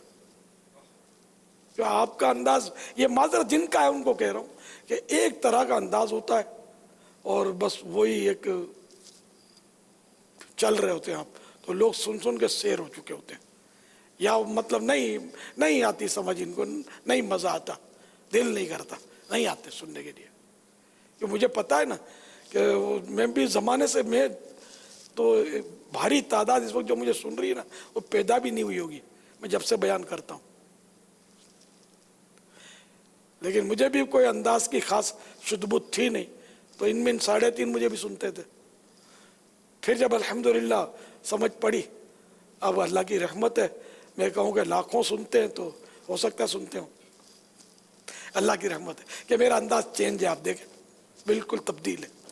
یعنی جو میرا انداز ہے وہ میرے انداز کے مطابق جو بھی مطلب چلے گا نا، انشاءاللہ اس کی گیدرنگ ہوگی، سنیں گے، ان کے ایمان مضبوط ہوں گے اور وہ پکے سنی بنیں گے، سن کے. ہاں بالکل، آپ اگر اس انداز کو اپنائیں گے تو اللہ کرے دل میں اتر جائے میری بات. یہ ہو سکتا ہے میری ان باتوں پر کوئی اختلاف کر جائے، ناراض ہو جائے، یہ ہو سکتا ہے کہ بعضوں کے ذہن اتنے بولنے والوں کے جو بول رہے ہوتے ہیں نا وہ ان کے منجھے ہوئے ہوتے ہیں کہ ان کو اس سے ہٹ کر کوئی بات سمجھ میں نہیں آتی. اللہ کرے دل میں اتر جائے میری بات. میں امت کی ہمدردی میں، آپ سب کی ہمدردی میں کہتا ہوں، آپ کی مسجدیں بھر جائیں گی، بیان سننے والوں کی بھیڑ ہو جائے گی، انشاءاللہ آپ کو بھی اس میں لطف آئے گا. ورنہ وہ تھوڑے ہوتے ہیں تو بیان کرنے والوں کو بھی اتنا مزہ تھوڑی آتا ہے. لیکن مزہ لینے کے لیے بیان کرنا نہیں چاہیے. ایک بھی سننے والا ہو نا. ہمارے بزرگوں کے ایسے واقعات ہیں، شاید سفیان ثوری کا واقعہ ہے کہ شاید انہی کا واقعہ ہے کہ ایک شخص کو کوئی صاحب لے آئے ان کے پاس کہ آپ ان کو حدیث سنائیں. انہوں نے ان کو حدیث سنائی، حدیث پاک. وہ حیران ہو گیا کہ مجھے اکیلے کو انہوں نے اتنے بڑے عالم، اتنے بڑے بزرگ حدیث پاک سنے. بولا ہاں، میں آپ کو ان کی شدت تواضع دکھانے کے لیے لایا تھا کہ اتنے انکساری ان کے اندر ہے. ایسے بھی سنے، میں نے پڑھا ہے، تو یہ ابھی یاد نہیں آ رہی پوری بات، کہ جیسے کوئی بزرگ تھے جنہوں نے واعظ فرمایا، ختم ہو گیا، کوئی آیا بعد میں، وہ اس کو افسوس تھا کہ میں واعظ نہیں سن سکا، تو وہی واعظ اس اکیلے کو انہوں نے سنایا. ہے نا ایسا واقعہ؟ تو یہ بزرگوں کا ہمارا کیا، اب جیسے رش ہوگا نا تو ہم سے بیان ہو جائے گا، مزہ آئے گا کیا. لیکن اگر رش میں بھی کہ سبحان اللہ صلی اللہ نعرہ تکبیر یہ نہیں بولے گا نا تو ہم کو پھر یوں لگتا ہے کہ یار یہ ٹھنڈے ٹھنڈے لوگ ہیں یار. تو ہماری حالت یہ ہے، کم ہوں گے تو ہم سے مطلب بیان ہوگا نہیں، کسی اور کو آگے بڑھا دیں گے. میں اچھا نعت خوان ہوں تو تھوڑے ہوں گے تو میری آواز بیٹھ جائے گی، اور جو چھوٹے چھوٹے نعت خوان ہوتے ہیں نا آواز کے حساب سے میں ان کو آگے بڑھاؤں گا، یا میں جاؤں گا تاخیر سے لیٹ، میں جلدی جاؤں گا تو مجھے کہیں یہ مائک پکڑا دیں گے، تو تھوڑوں کے سامنے میں کیا پڑھوں گا. تو یہ کہ وہ چھوٹے موٹے جو نعت خوان ہیں وہ پڑھتے رہیں، پھر جب پورا مجمع جام ہو جائے گا پھر ماں بدولت کی سواری آئے گی. ہماری یعنی کہ میں ایک جنرل بات کر رہا ہوں، ہر فرد ایسا ہے یہ میں نہیں کہتا، لیکن ہر ایک کو اپنے اوپر غور کرنا چاہیے کہ کہیں میں ایسا تو نہیں ہوں، حب جہاں کا مریض تو نہیں ہوں کہ زیادہ مجمع میں ہی مجھے مزہ آتا ہے. اللہ کے لیے مجھے بولنا آتا ہی نہیں ہے، زیادہ پبلک کو تو بولنا آتا ہے. اللہ کے لیے بولنا ہے تو 2 آدمی میں بھی بولے گا، 3 آدمی بھی بولے گا، 1,00,000 آدمی ہوں گے تب بھی بولے گا. لیکن ہم تھوڑوں میں نہیں بولتے تو یہ کہیں ایسا تو نہیں کہ ہم اللہ کے لیے بیان نہیں کر رہے، ہم لوگوں کے لیے کر رہے ہیں. اور لوگوں میں مزہ آنا چاہیے، واہ واہ ہونی چاہیے، بولو بولو سبحان اللہ، بولو بولو. ہم سے رہا نہیں جاتا، کوئی نہیں بولتا ہم ترغیب دیتے کہ بولو بھائی، نعرے لگاؤ، کیا ٹھنڈے پڑے ہو. اللہ ہمارے حال پر رحم فرمائے، ہمیں اخلاص عطا فرما دے. صلو علی الحبیب صلی اللہ تعالی علی. 2-3 باتیں اور مزید عرض کر دوں. پہلی بات تو میں یہ عرض کروں تمام دعوت اسلامی کے اسلامی بھائیوں کے لیے بھی کہ اس طرح کے کئی باتیں ہم اب یہ چوتھا مدنی مذاکرہ ہے نا. پچھلے ان دنوں میں ہم میلاد پاک سے، جلوس پاک سے، روشنی، چراغاں وغیرہ تعلق سے کر چکے ہیں، لیکن ایسا لگتا ہے کہ شاید خود ہماری دعوت اسلامی والوں کی بھی ایک تعداد ہے جو بیچاری اس کو سننے سے بیچاری رہ جاتی ہے. جتنے دعوت اسلامی کے ذمہ دار جمع ہوئے نا، میں خاص آپ کے لیے یہ بات عرض کروں جو آج سن رہے ہیں، کہ مجھے بھی اس طرح کے پیغامات آتے ہیں کہ یار یہ ذرا مدنی مذاکرے میں یا مدنی چینل پہ یہ والا موضوع بھی لینا چاہیے. تو آج کی بات ہے کہ پھر میں نے ان کو پیغام دیا کہ بھائی یہ ہم پہلی رات کو یہ موضوع کر چکے ہیں مدنی چینل پر مدنی مذاکرے میں. یعنی مدنی مذاکرے میں چونکہ ہمیں مجھے بھی یہ بھی لالچ ہوتی ہے کہ مدنی مذاکرے میں ہماری زیادہ ویورشپ ہوتی ہے، تعداد ہوتی ہے جو دیکھ اور سن رہی ہوتی ہے، تو اس تک یہ بات پہنچ جائے. تو تقریباً میری دوبارہ یہ درخواست ہے کہ جو نہیں سن رہے ان کو سنائیں تاکہ یہ بات عام لوگوں تک پہنچے. ماشاءاللہ مختلف شہروں سے اسلام بھائی آئیں، آپ دیکھیے کہ کتنی پیاری باتیں ہمیں پتہ چل رہی ہوتی ہیں کہ اس کے مطابق عمل کرنا چاہیے. اب جو بات امیر سنت جیسا بھی فرمائی کہ لیٹ آنے والی، کہ پبلک لیٹ آتی ہے تو میں لیٹ آؤں، شاید ہو سکتا ہے توجہ امیر سنت کی ہو یا نہ ہو. میں آپ کو وہ واقعہ سنانے جا رہا ہوں جو مرکزی امید شورا سے بھی کافی پہلے کا واقعہ ہے. ان دنوں دعوت اسلامی کے ہفتہ وار اجتماع میں 2 بیان ہوتے تھے، ایک مغرب کے بعد ہوتا تھا اور اس کے بعد مرکزی بیان کہلاتا تھا، وہ ہوا کرتا تھا. تو اسلامی بھائی جو ہے نا وہ دوسرے بیان میں پہنچا کرتے تھے، اور پہلے بیان میں اسلامی بھائی اتنے آتے ہی نہیں تھے. تو امیر سنت کے ساتھ ان دنوں ہوا ہوگا اجلاس، میں تو نہیں تھا اس میں، تو پرانی بات عرض کر رہا ہوں. تو ہوا ہوگا کوئی اجلاس کہ آتے نہیں ہیں اور یوں تم تھوڑا یوں لیٹ کر دیں وغیرہ وغیرہ باتیں ہوئی ہوں گی. تو شاید امیر سنت نے اس ٹائم پر یہ کہا تھا کہ مغرب کے بعد اگر نہیں آتے تو کہا ہوا میں بیان کرتا ہوں مغرب کے بعد، میں اسلامی بھائیوں کو دعوت دوں گا، وہ آئیں گے. تو میں ان دنوں اپنی آفس پر ہوتا تھا خارادر میں، شاید توجہ امیر سنت نے باقاعدہ مجھے آفس پر فون کیا تھا. لینڈ لائن ہوتی، موبائل تو ہمارے پہ ہوتا نہیں تھا. فون کیا تھا، اگر کہا تھا کہ وہ مغرب کے بعد میں نے بیان کی بنائی ہے، آپ آؤ گے مغرب کے بعد؟ چلو بھائی پہنچیں گے. اچھا میں مغرب کے بعد مغرب میں فیضان مدینہ حاضر ہو گیا، اور امیر سنت نے وہی جو اسلام میں جو اتنے تو نہیں آئے تھے، وہ ایک عادت ہو گئی تھی. اچھا اتفاق ہے کہ میں جب بیان میں پہنچا تو میں نے دیکھا یار اتنے پرانے پرانے بنجے ہوئے مبلغین ذمہ دار آج بیان میں موجود ہیں، اللہ خیر کرے کیا ہو. میں تو آ ہی گیا تھا، تو پھر پتہ چلا کہ امیر حسن نے میرے سمیت کئیوں کو فون کیا تھا کہ آپ آؤ گے، کیونکہ ان کو یہ شاید سمجھ پڑ گئی تھی کہ یہ بڑے بڑے کو، میں نگران نہیں تھا لیکن بڑے بڑے ہمارے جو نگران یا ذمہ دار ہوا کرتے شاید ان کو ملت سنت نے اپروچ کی تھی اور انفرادی کوشش کی تھی ایک ایک پر کہ آپ آنا. اور یوں امیر سنت نے دوبارہ مغرب کے بعد کا ایک اجتماع کو گیدر کرنے کی اور اسلام بھائی کو گھر سے اور مساجد سے آنے کی ترغیب دلائی تھی. یہ ایک انداز تھا امیر سنت کا کہ وہ وقت پر شروع ہو کر وقت پر ختم ہونا. تو اگر یہ جو اہم یا بڑے نعت خوان ہیں، اگر ان کو یہ جلدی محفل نعت کا اگر تھوڑا سا وہ ہو جائے نا کہ جلدی ختم ہو اور وہ یہ اعلان کر دینا کہ میں جلدی آ کر نعت پڑھوں گا، تو اب آپ کو سننے اور آپ کو سننے والے اسلام میں ویسے شوق میں آ جائیں گے. تو یہ محفل شروع بھی جلدی ہو جائے گی، ختم بھی جلدی ہو جائے گی، اور آپ کو دیر سے محفلوں میں تاریخ وہ ٹائم دینے کا بھی نہیں ہوگا کہ بھائی میں تو جلدی پڑھ کے میں تو جلدی فارغ ہو جاؤں گا. تو یہ جو امیر سنت نے فرمایا نا کہ نعت خوان بھی یعنی مبلغین کا فرمایا جو مقررین ہوتے ہیں وہ لوگوں کا ذہن بنائے، تو نعت خوان بھی ذہن بنائے، لیکن اب ظاہر ہے کہ اس کو بھی اس میں بھی وقت کی پابندی اور سارا نظام دیکھ سنبھال کر کرنا پڑے گا. تو یہ مل جل کر اگر ہم ترکیب بنائیں گے نا، نعت خوان تو جناب یہ بیان کرنے والے اور یہ سارے مل جل کر ترکیب بنے گی، تو انشاءاللہ امید کرتے ہیں کہ لاکھوں لاکھ کروڑوں عاشقان رسول کی دل کی دعائیں ملیں گی اور انشاءاللہ بہت زبردست مدنی انقلاب برپا ہوگا. دیکھیں پہلے چوری کی لائٹوں سے چراغاں کرنے کا یوں میں کہہ سکتا ہوں کہ یہ جیسے اس کو لوگ برا ہی نہیں سمجھتے تھے کہ ڈائریکٹ کنڈا مارا اور لائٹ شروع، برا سمجھتے بھی نہیں تھے. الحمدللہ مدنی مذاکروں میں کر بیان کر کے آج ایک تعداد ہے جو چوری کی لائٹ سے چراغاں نہیں کرتی.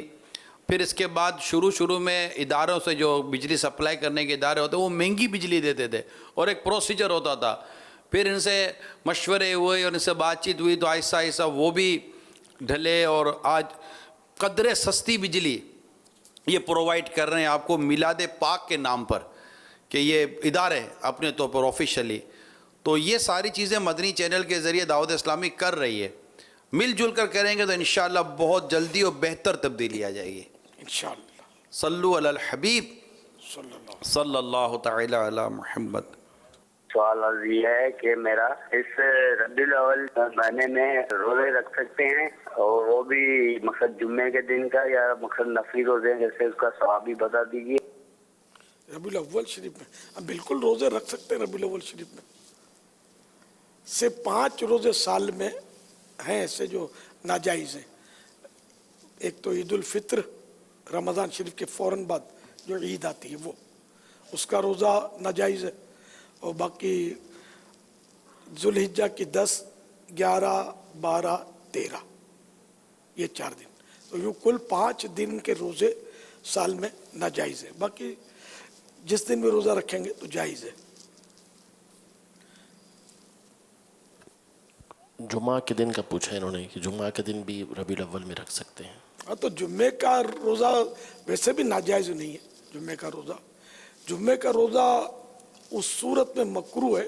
مکروہ بھی وہ ناجائز والا مکروہ نہیں ہے، ناپسندیدہ ہے کہ جب یعنی کہ خاص اس لیے روزہ رکھا کہ ہے جمعے کا روزہ رکھا، جمعہ سمجھ کر، ورنہ پتہ رضی ہمیں یہ کہ ویسے اگر جیسے چھٹی ہے جمعے کی اس لیے کسی نے روزہ رکھ لیا مثال کے طور پر، تو اس کے لیے وہ مکروہ تنزیہی یعنی ناپسندیدہ بھی نہیں ہے.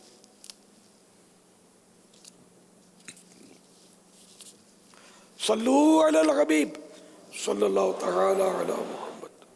ہمارے ہاں تو کثیر عاشقان رسول دعوت اسلامی میں 12 ربیع الاول شریف کو روزہ رکھتے ہیں. یہ بھی جائز ہے. اچھا انداز ہے، مطلب اس طرح وہ جشن ولادت منانے میں حصہ لیتے ہیں، جلوس میلاد میں بھی جاتے ہیں روزہ رکھ کے.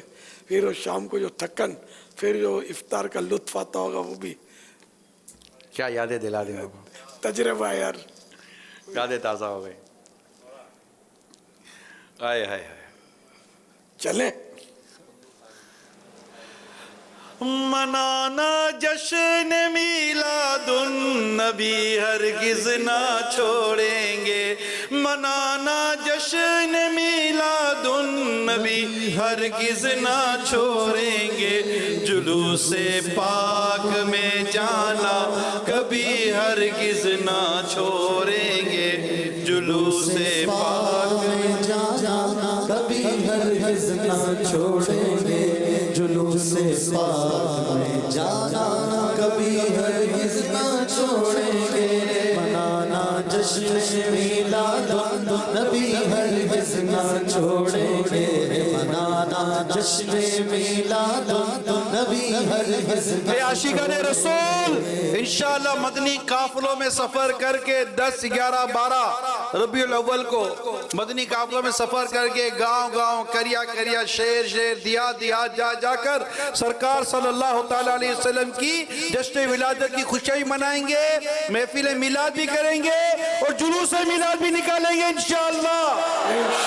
جلوس پاک میں جانا کبھی ہرگز نہ چھوڑیں گے، جلوس پاک میں جانا کبھی ہرگز نہ چھوڑیں گے، نبی کے دوستوں سے دوستی ہرگز نہ چھوڑیں گے، خدا کے دوستوں سے دوستی ہرگز نہ چھوڑیں گے، نبی کے دشمنوں سے دشمنی ہرگز نہ چھوڑیں گے، نبی کے دشمنوں سے دشمنی ہرگز نہ چھوڑیں گے، جلوس پاک میں جانا کبھی ہرگز نہ چھوڑیں گے، لگاتے جائیں گے ہم یا رسول اللہ کے نعرے لگاتے جائیں گے ہم یا رسول اللہ کے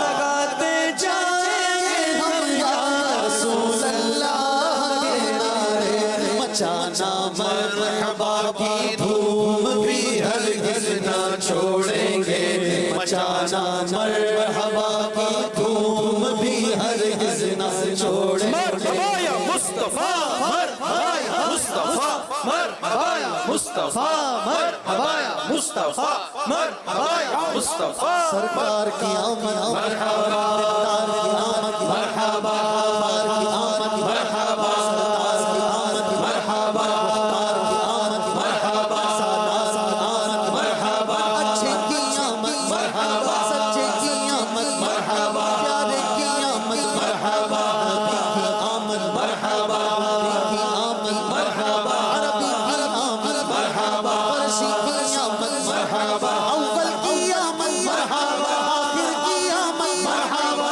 نور کی آمد مرحبا، سرور کی آمد مرحبا، جانا کی آمد مرحبا، سلطان کی آمد مرحبا، جانا مرحبا کی دھوم بھی ہرگز نہ چھوڑیں گے، مچانا مرحبا کی دھوم بھی ہرگز نہ چھوڑیں گے، جلوس پاک میں جانا کبھی ہرگز نہ چھوڑیں گے۔ عمران شیخ صاحب کا سوال ہے سوشل میڈیا سے، کسی کو بولو کہ یہ کام اچھا نہیں تو کہتا ہے کہ مرنے کے بعد دیکھیں گے، ایسا کہنا کیسا؟ مرنے کے بعد دیکھیں گے یا دیکھی جائے گی؟ جی جی، مطلب دیکھیں گے۔ بے باکی ہے، تو بہت بڑی بے باکی ہے۔ اگر واقعی اس کو گناہ سے روک رہا ہے اگلا اور یہ کہتا ہے کہ مرنے کے بعد دیکھی جائے گی، وہ خطرناک ہے، تو نہیں کہنا چاہیے، اس کو توبہ کرنی چاہیے۔ اچھا، یوٹیوب پر ایک اسلامی بہن کا سوال ہے، نئی چیزیں 1 ربیع الاول سے استعمال کریں یا 12 ربیع الاول، 12 ربیع الاول؟ ماشاءاللہ، ہم لوگ تو یہ ترغیب جو دی ہے تو وہ 12 ربیع الاول شریف کی دی ہے، لیکن 11 کی شام سے اہتمام کر لیں۔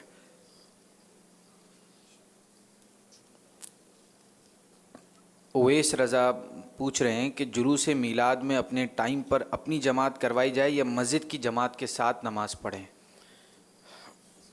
اگر کوئی شرعی رکاوٹ نہیں ہے تو تو بالکل مسجد کی جماعت کے ساتھ ہی نماز پڑھنی چاہیے. میرا نام معین علی مرزا اتاری ہے، میں جرمنی سے بات کر رہا ہوں. ایک ہفتہ پہلے میرے 17 سال کے بیٹے کا انتقال ہو چکا ہے. بارگاہ میں درخواست ہے کہ میرے بیٹے کی مغفرت کی دعا فرمائیں. جزاک اللہ خیرا.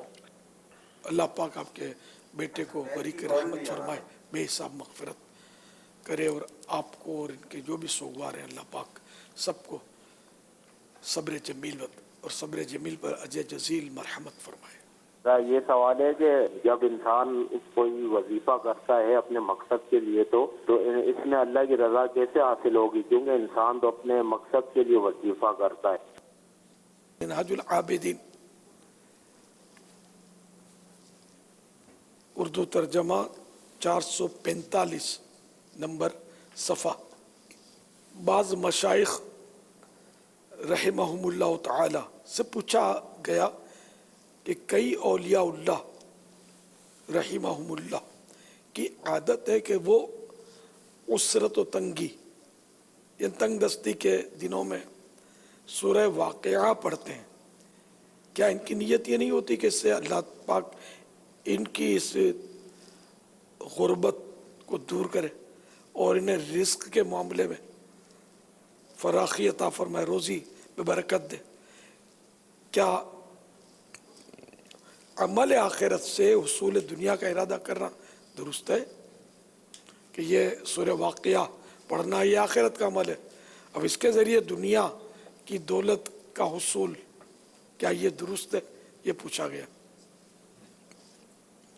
تو بعض مشائخ کی طرف سے اس کا جو جواب ملا اس کا مفہوم یہ تھا کہ اولیاء کرام رحمہم اللہ السلام کی مراد و نیت اس سے یہ ہوتی کہ اللہ پاک انہیں قناعت عطا کرے اور اتنی مقدار میں روزی عطا کرے جس سے وہ اللہ کی عبادت بجا لاتے رہیں اور درس و تدریس کی قوت بحال رہے. اور اس طرح کا ارادہ نیک ارادہ ہے، دنیا کا ارادہ نہیں. جاننا چاہیے کہ عسرت و تنگی کے وقت، یعنی غربت کے وقت، تنگ دستی کے وقت فراخی رزق یعنی روزی میں کشادگی اور بڑھوتری کے لیے اس صورت کو پڑھنے کا، سورہ واقعہ پڑھنے کا معمول بنانا. خود حضور نبی کریم صلی اللہ تعالی علیہ وآلہ وسلم اور صحابہ کرام علیہم الرضوان سے مروی ہے، یہاں تک کہ حضرت ابن مسعود رضی اللہ تعالی عنہ نے بوقت وفات سب مال خیرات کر دیا اور اپنی اولاد کے لیے کچھ نہ چھوڑا.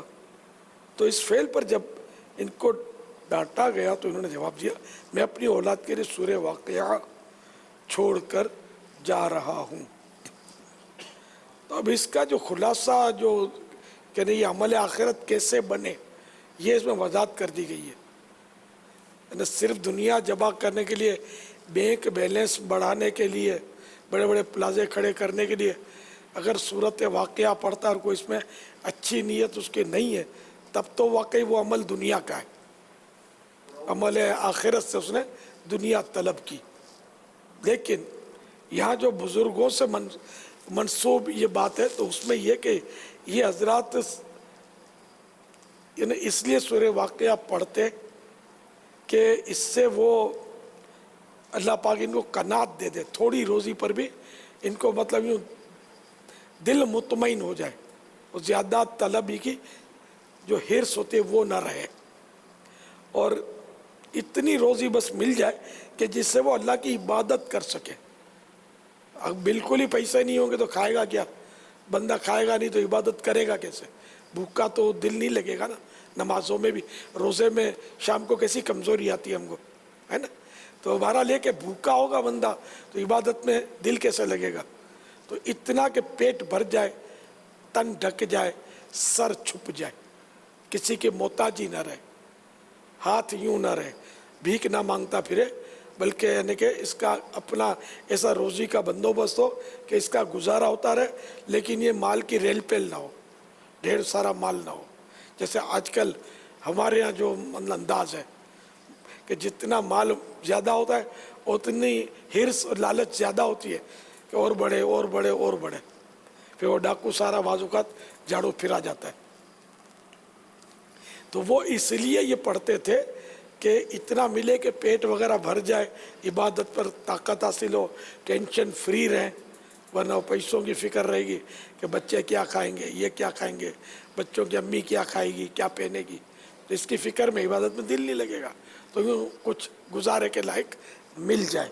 और ये जो नेकी की दावत देते हैं, दरस व तदरीस करते हैं, ये भी इसमें भी इनकी ताकत बहाल रहे कि ये लोगों को पढ़ा सके। ये उस दौर की बातें हैं कि जब मुदर्रिस होते थे, दीन पढ़ाते थे, कुरान सिखाते थे, हिफ्ज़ कराते थे, वो तनख्वाह नहीं लेते थे, अल्लाह की रज़ा के लिए पढ़ाते थे। अब तनख्वाह जो ली जाती ना, ये अब जायज़ है, उस वक्त जायज़ नहीं थी। वो बाद में उलमा ने वो शरीयत के दायरे में रहकर उन्होंने फतवा दिया कि जायज़ है, तो अब तनख्वाह ली जाती है। तो ये उस दौर की बात है, तनख्वाह नहीं लेते थे, तो अब वो तनख्वाह भी ना मिले तो अब खाएँ क्या। तो अल्लाह करीम ऐसा रोज़ी का बंदोबस्त कर दे कि ये सब दीन का काम होता रहे, इबादत होती रहे। तो इसलिए अगर अमल आखिरत वाला जो काम अगर वो दुनिया बज़ाहिर दुनिया के लिए कर रहा है, तो हकीकत में ये भी उसका अमल आखिरत है, खालिस दुनिया का काम है ही नहीं है।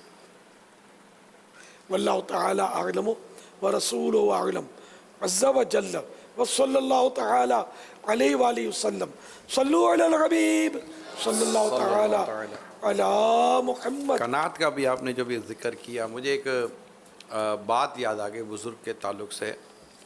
वो बात इतनी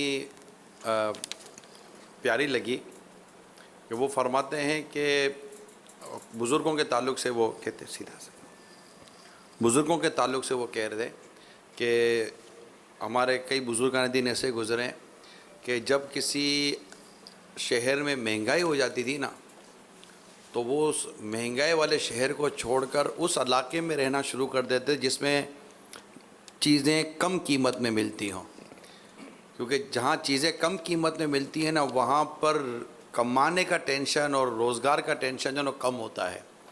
तो वो महंगे शहर को छोड़कर सस्ते शहर की तरफ हिजरत कर जाते थे ताकि हम यकसुई के साथ इबादत कर सकें। और जैसे अमीर अहले सुन्नत ने माशाल्लाह जो भी इरशाद फरमाया, मुझे इमाम गज़ाली रहमतुल्लाह ताला अलैह की इह्या उल उलूम में नीयत याद आ गई, जो उन्होंने रिस्क कमाने के ताल्लुक़ से जो नीयतें बयान की हैं, उसमें एक नीयत ये भी थी कि रोज़गार कमाऊँ इसलिए कि घर में मैं दे दूँ और ताकि यकसुई के साथ अपने रब की इबादत कर सकूँ। अल्लाह नसीब करे, ये बातें बस किताबों में हैं, बस अल्लाह अमल का जज्बा में नसीब फरमा दे। आमीन। माशाअल्लाह। सोशल मीडिया पे एक मैसेज आया है कि कोई ऐसा वजीफ़ा बता दें जिससे रिस्क में बरकत हो जाए और कर्ज भी ख़त्म हो जाए।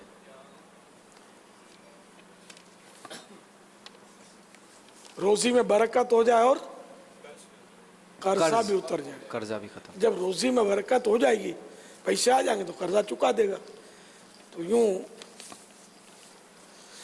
असल वो रोज़ी में बरकत हो भी जाए, पैसे बहुत सारे आ जाए, तब भी कर्जा नहीं देते लोग कि अभी थोड़ा और कमा लूँ, अभी और कमा लूँ, और थोड़ा थोड़ा देते हैं और उसको बेचारे को परेशान कर देते हैं। तो ऐसा नहीं करना चाहिए, कर्जा तो फ़ौरन उतार देना चाहिए। तो फैज़ान रमज़ान पेज नंबर 323 323 पर एक सहाबी रदी अल्लाह तआला अन्हु ने अर्ज़ किया, रसूलुल्लाह सल्लल्लाहु तआला अलैहि वसल्लम, दुनिया ने मुझसे पीठ फेर ली।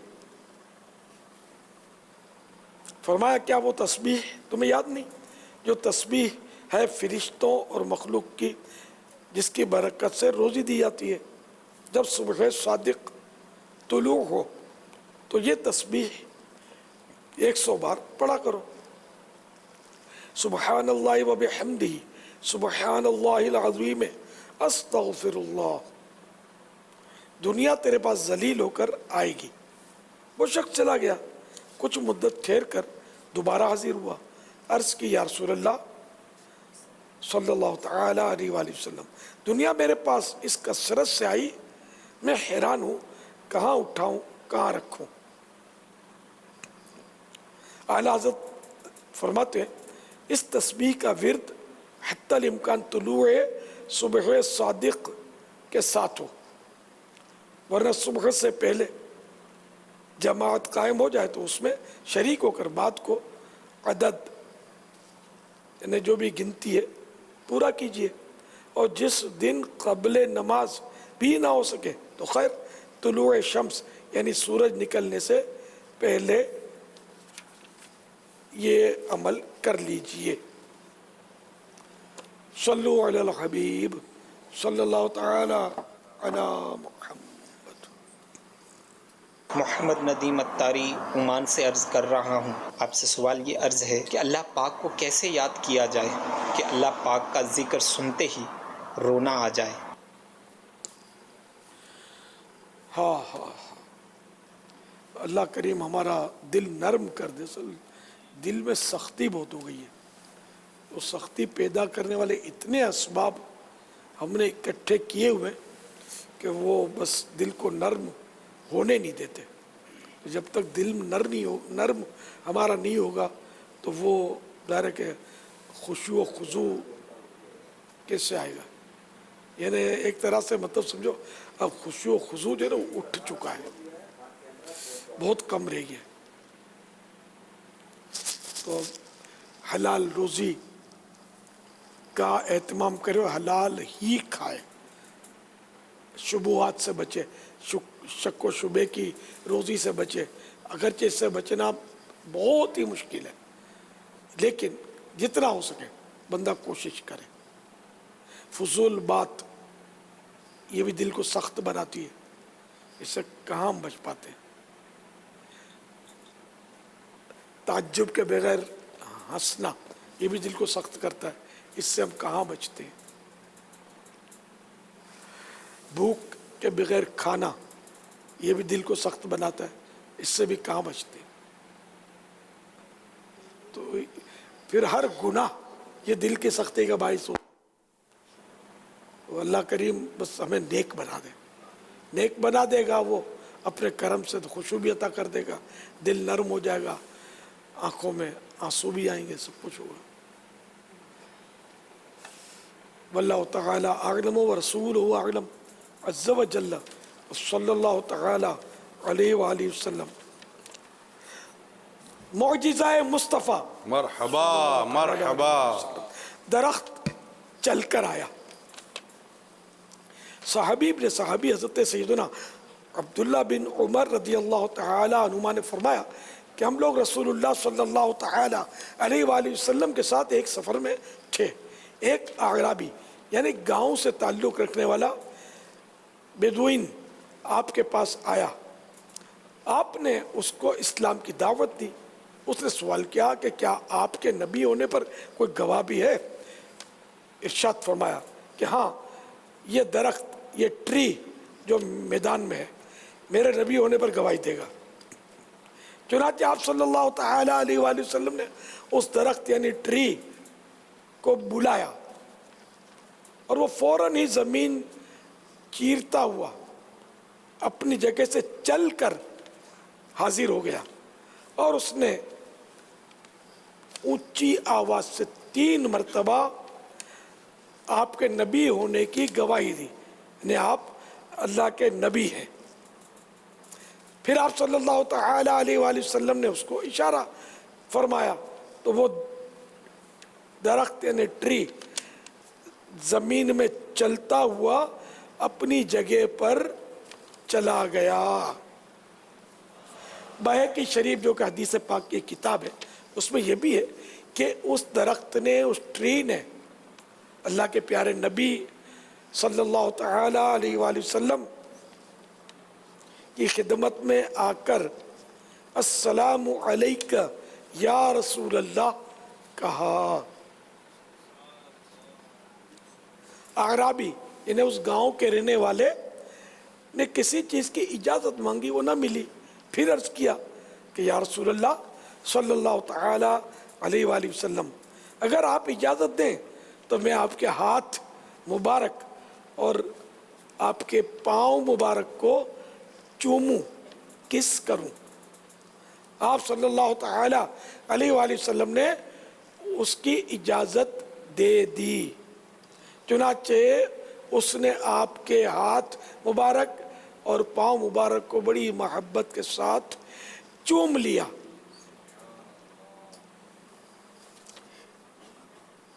اس واقعے سے معلوم ہوا کہ درخت یعنی ٹریز بھی اللہ کے آخری نبی صلی اللہ تعالی علیہ وآلہ وسلم کو جانتے اور آپ کا حکم مانتے ہیں۔ ہمیں بھی اللہ پاک کے رسول کے حکموں پر عمل کرنا چاہیے۔ صلو علی الحبیب صلی اللہ تعالی علی محمد۔ اپنے مولا کی ہے بس شان عظیم،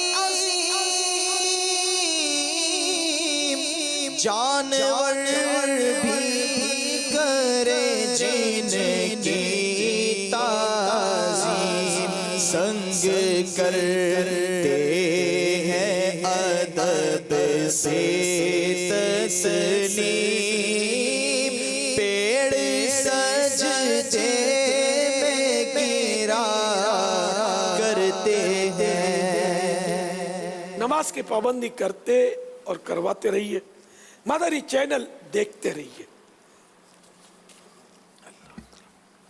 میلادی کسوٹی، آج جن کے ساتھ میلادی کسوٹی ہونے جا رہی ہے، آئیے پہلے مدنی چینل پر ہم ان کی زیارت کرتے ہیں۔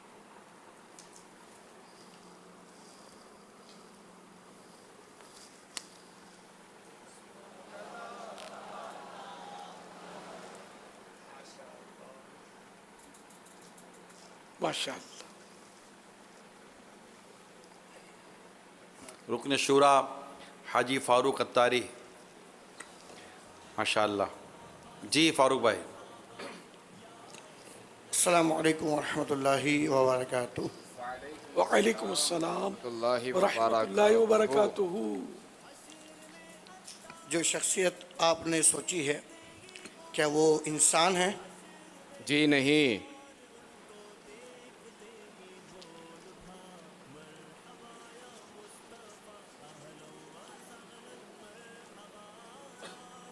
کوئی شہر؟ جی نہیں۔ مزار شریف؟ جی نہیں۔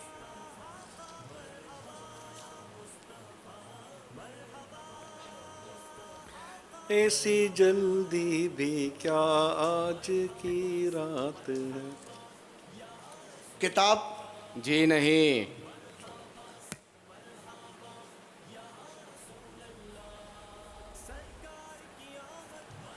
فرشتے؟ جی نہیں۔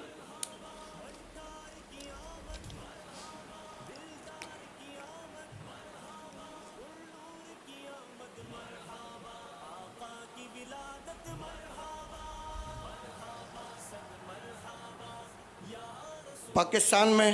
جی نہیں۔ جی فاروق ایک آنکھ کھلوا رہے۔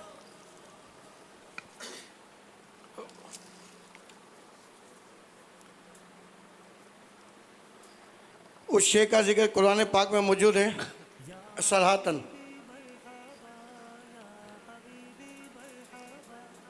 جی نہیں۔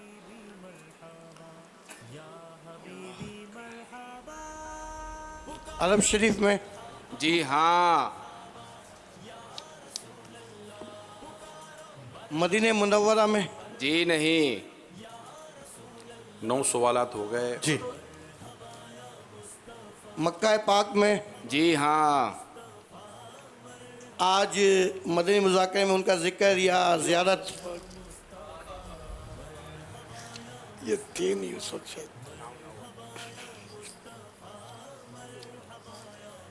پتہ ہی نہیں ان کو، چلو یہ نہیں تھے نا تو ان کو میں سمجھ گیا آپ کیا کہنا چاہتے ہیں، لیکن یہ تو تھے نہیں۔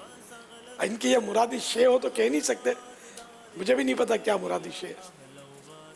आप कोई और सवाल कर लें।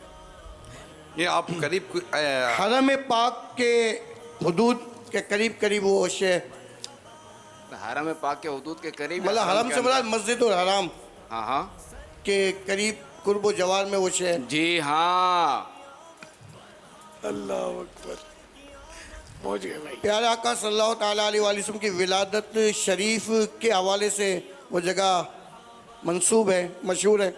जी हाँ। सवालात मुकम्मल हो गए और हाजी फारूक साहब ने अब नाम ही लेना है। विलादत गाहे मदनी फीस का ऐलान तो करो। ये दिल भी तुम्हारा है, ये जान भी तुम्हारी है, क्या पेश करें तुमको, क्या चीज़ हमारी है। इसके बावजूद कुछ सराहत कर देना खुले लफ्जों में, जो आप फरमाएं। यूं है, माशाअल्लाह। नाम लीजिए। विलादत गाहे मुस्तफ़ा सल्लल्लाहु ताला अलैहि वसल्लम। आपका जवाब दुरुस्त है। माशाअल्लाह। सवाल चलाइए। आपकी खिदमत में ये सवाल है कि अगर इंसान हर तरफ से परेशानी के आलम में हो और परेशानी हल होती हुई भी ना दिखती हो, तो इस हाल में उसे क्या करना चाहिए? आपसे अर्ज़ है कि मेरे लिए दुआ फरमा दीजिए कि अल्लाह ताला मेरी मुश्किल आसान फरमाए। परेशानी अल्लाह की बारगाह में दुआ करें। इसके बहुत सारे औराद व वज़ाइफ हैं, मदनी पंचसूरा में भी आपको मिल जाएंगे। तो इस तरह के औराद करें, नमाज की पाबंदी करें और खुसूसन नमाज के बाद दुआ करें। नमाज के बाद दुआ कबूल होती है, फ़र्ज़ों के बाद भी ख़ास करके दुआ कबूल होती है। मेरा अमीर अहले सुन्नत की बारगाह में ये सवाल है, प्यारे आका सल्लल्लाहु अलैहि वसल्लम के अलावा वो कौन से अम्बिया हैं जो दीगर अम्बिया से अफजल हैं?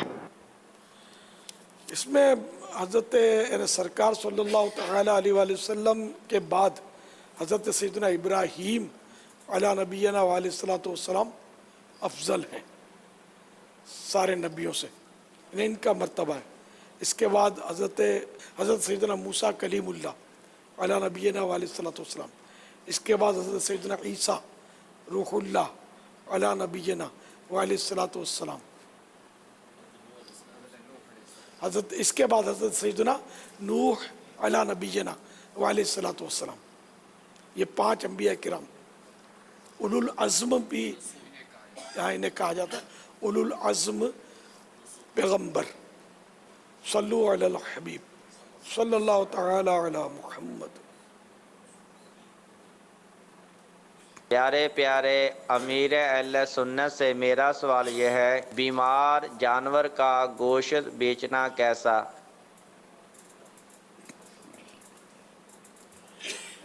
कानूनी तो गालिबन जुर्म है ही, बीमार जानवर का बेचना गोश्त। सेहत के लिए भी इसीलिए पाबंदी है कि सेहत के लिए नुकसानदेह होता है। और ये ऐब भी है कि वाकई पता चले ना ग्राहक को ये बीमार था तो ग्राहक गली बदल जाएगा, खरीदेगा नहीं, ये ऐब है।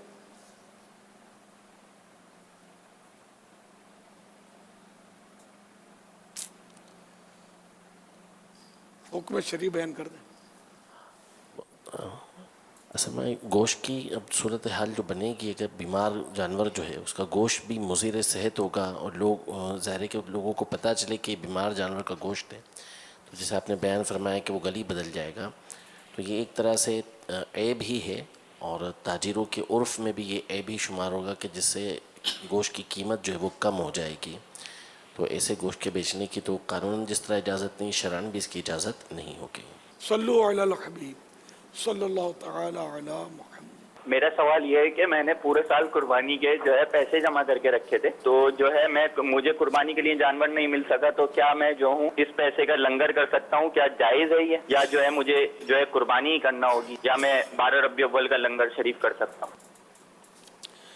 अगर कुर्बानी आप पर वाजिब थी पैसे जमा किए भले आपने, कुर्बानी अगर वाजिब थी इसके बावजूद कुर्बानी नहीं की और वक्त गुजर गया, तो अब ये रकम जो है ना, यानी एक जानवर की, यानी या तो जानवर जिंदा लेकर उसको सदका कर दे, या उतनी रकम जानवर ही लेना, जानवर खरीद ले जो कुर्बानी की शराइत के मुताबिक हो, और वो जिंदा काट के नहीं, जिंदा किसी शरई फ़कीर, शरन जो फ़कीर हो उसको दे दे।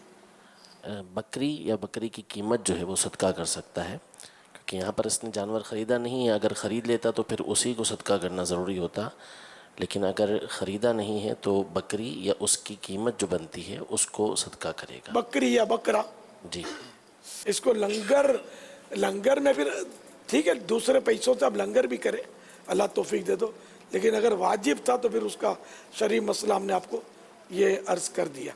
इस्लामाबाद पाकिस्तान से अत्तर महमूद बात कर रहा हूँ। अमीर अहले सुन्नत की खिदमत में सवाल अर्ज था कि हमें ईद मिलादुन नबी किस अंदाज में मनाना चाहिए कि ज़्यादा से ज़्यादा लोग इसके करीब आएं और आका हुजूर सल्लल्लाहु अलैहि वसल्लम की मोहब्बत हमें हासिल हो और दूसरों तक ऐसा अंदाज में पहुँचाने में हम कामयाब हो जाएं। कुछ मदनी निकात, कोई मदनी फूल, कोई इरशाद फरमा दीजिए ताकि ये मतलब चांद रात से इस उन्वान पर गाए गाए थोड़ा थोड़ा बयान होता ही जा रहा है।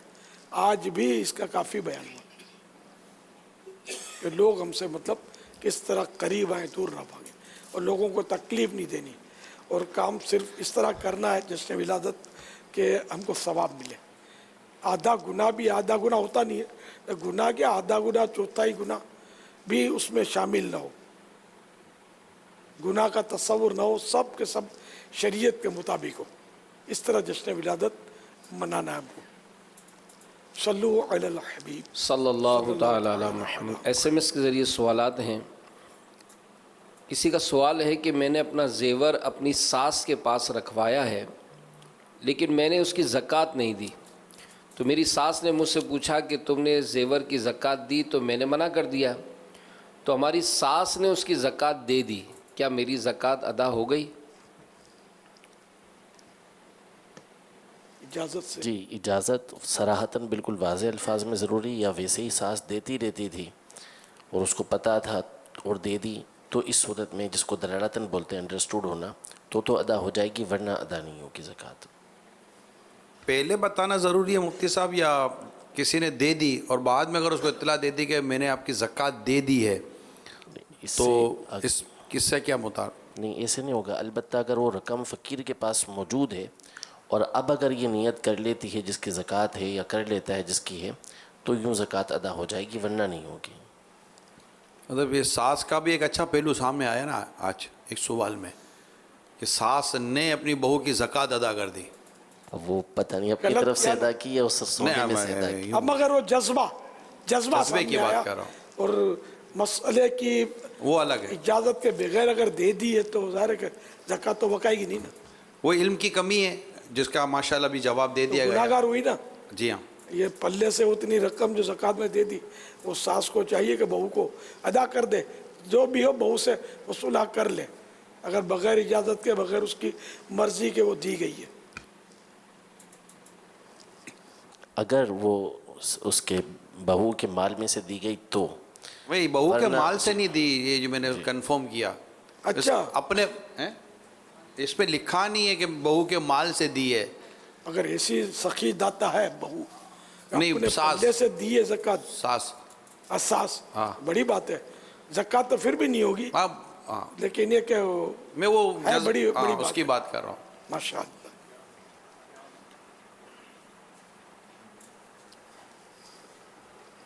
एक सवाल और है कि क्या औलाद को घर देना भी बाप की जिम्मेदारी है, और अगर है फिर बाप ही कहे कि मेरे बाप ने मुझे घर नहीं दिया था, मैं तुमको क्यों दूं, घर या ज़मीन?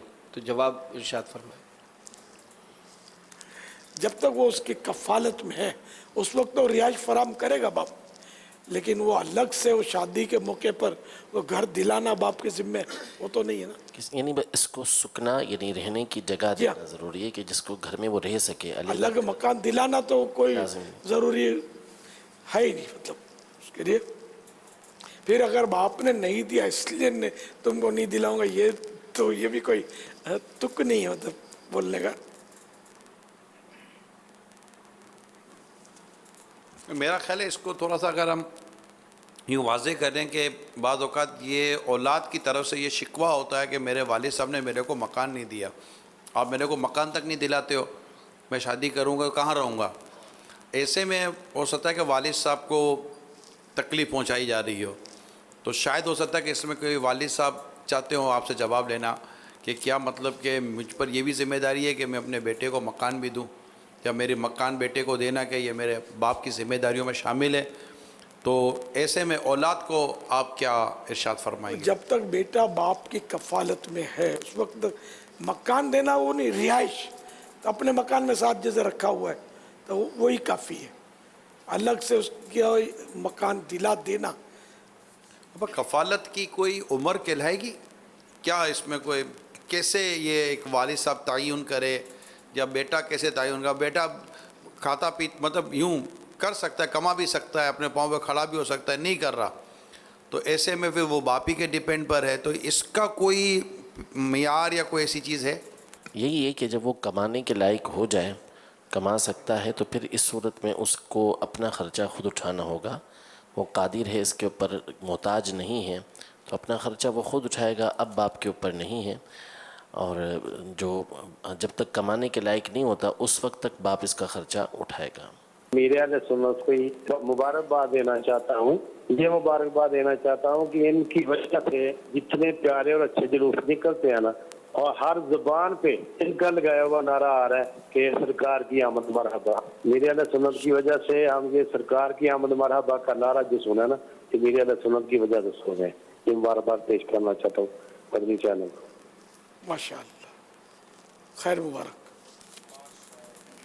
सवाल ये है कि पेश इमाम के पीछे नमाज पढ़ते हैं आखिरी रकात में और सजदे में है, आखिरी सजदे में पेश इमाम अल्लाह पर कहना भूल गया, लेकिन पेश इमाम खुद तो बैठ गया, लेकिन पीछे जो मुक्तदी है जमात है वो अभी तक सजदे में, और पेश इमाम ने अतहियात भी पढ़ी और दुरूद भी पढ़ा, लेकिन उसने दाएं तरफ सलाम फेरा, तो मुक्तदियों को पता चला कि पेश इमाम तो खड़ा बैठा हुआ था और हम सजदे में हैं। इस सूरत में क्या करना चाहिए था? कि पेश इमाम को सीधा सवर करना चाहिए था, या क्या मुक्तदी की दोबारा नमाज पढ़ेंगे या क्या? ये थोड़ी रहनुमाई फरमा दें।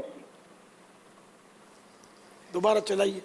उसमें ये सवाल कर रहे हैं कि सजदे में थे इमाम साहब और मुक्तदी सब, इमाम साहब ने तकबीर जो है वो ज़ोर से बोलना शायद भूल गए होंगे या नहीं बोली, इन्होंने बोला नहीं बोली, तो उन्होंने तकबीर बैठ गए, वो अत्तहियात पढ़ी, अत्तहियात पढ़ने के बाद अब इन्होंने सलाम फेरा, तो मुक्तदी तो सारे सजदे में थे और इमाम साहब जो थे वो कादा अखीरा मुकम्मल कर चुके थे। तो अब लोगों को पता चला, तो अब मुक्तदियों को क्या करना है?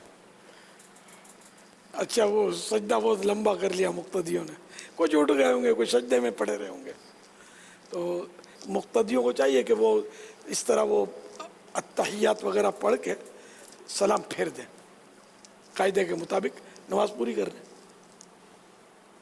या अगर जिनको अधूरी जमात मिली थी वो अत्तहियात तो पढ़कर खड़े हो जाए और अपनी नमाज मुकम्मल करें बकिया। अखलाक मुस्तफ़ा कंप्यूटर। माशाअल्लाह। आपका नाम क्या है? मेरा नाम सैयदा मैमुना तारिया है। उम्र भी बता दें। मेरी उम्र तकरीबन 7 साल है।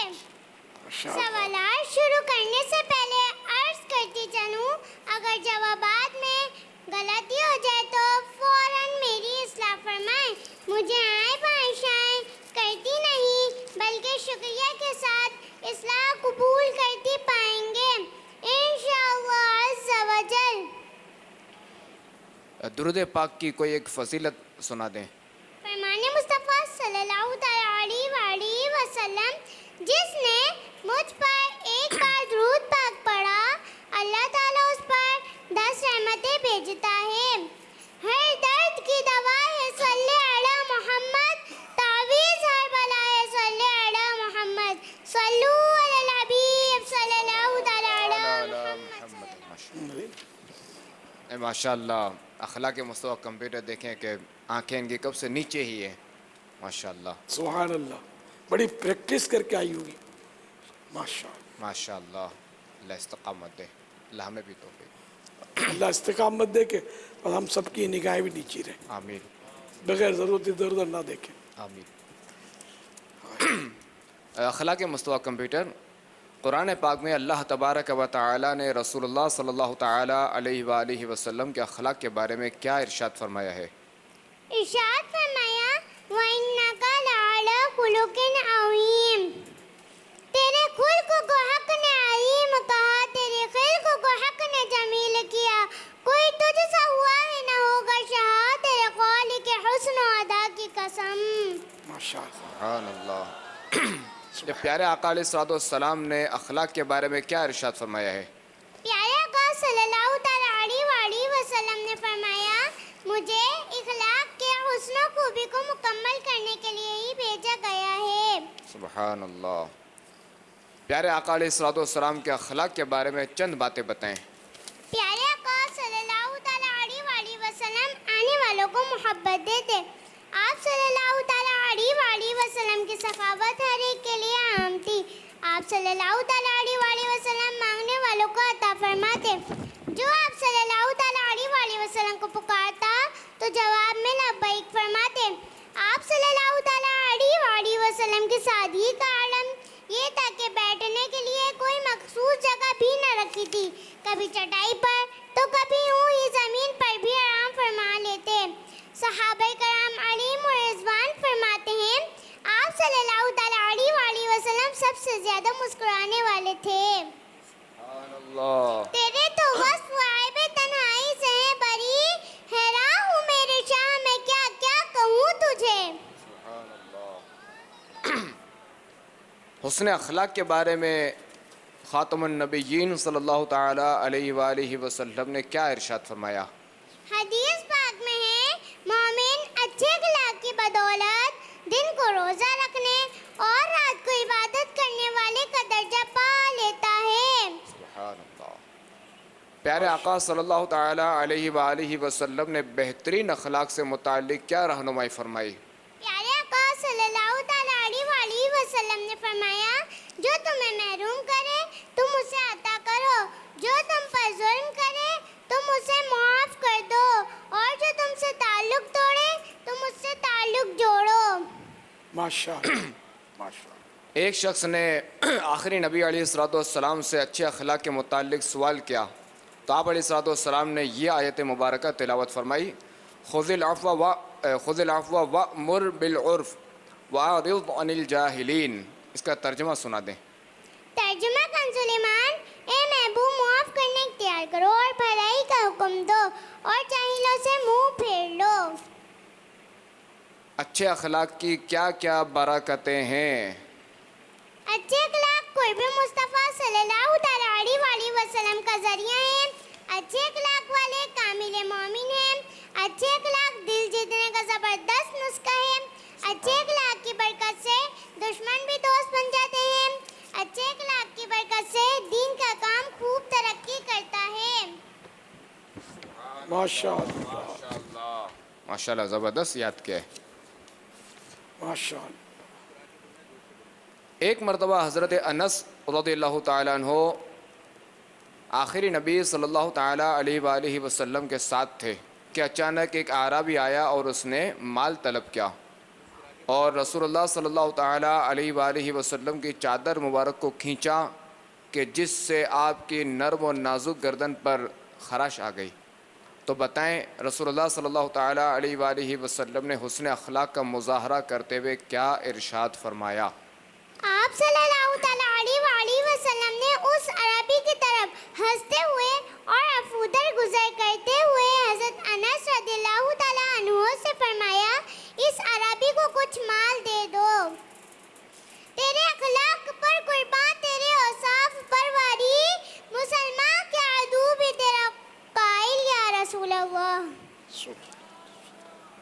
پیارے آقا صلی اللہ تعالیٰ علیہ وآلہ وسلم کا کوئی معجزہ سنائیں۔ ایمان لانے سے قبل حضرت اکرمہ رضی اللہ تعالیٰ عنہ نے پیارے آقا صلی اللہ تعالیٰ علیہ وآلہ وسلم سے یہ مطالبہ کیا کہ اگر آپ سچے ہیں تو دور پڑا پتھر پانی میں ڈوبے بغیر تسبیح کرتا ہوا آپ کے پاس آئے۔ چنانچہ آپ صلی اللہ تعالیٰ علیہ وآلہ وسلم نے اشارہ فرمایا تو وہ پتھر ڈوبے بغیر بارگاہ مصطفیٰ میں حاضر ہوا اور آپ صلی اللہ تعالیٰ علیہ وآلہ وسلم کی رسالت کی گواہی دی۔ سبحان اللہ۔ کیا آپ کو ایک کلام بھی سنائیں گی؟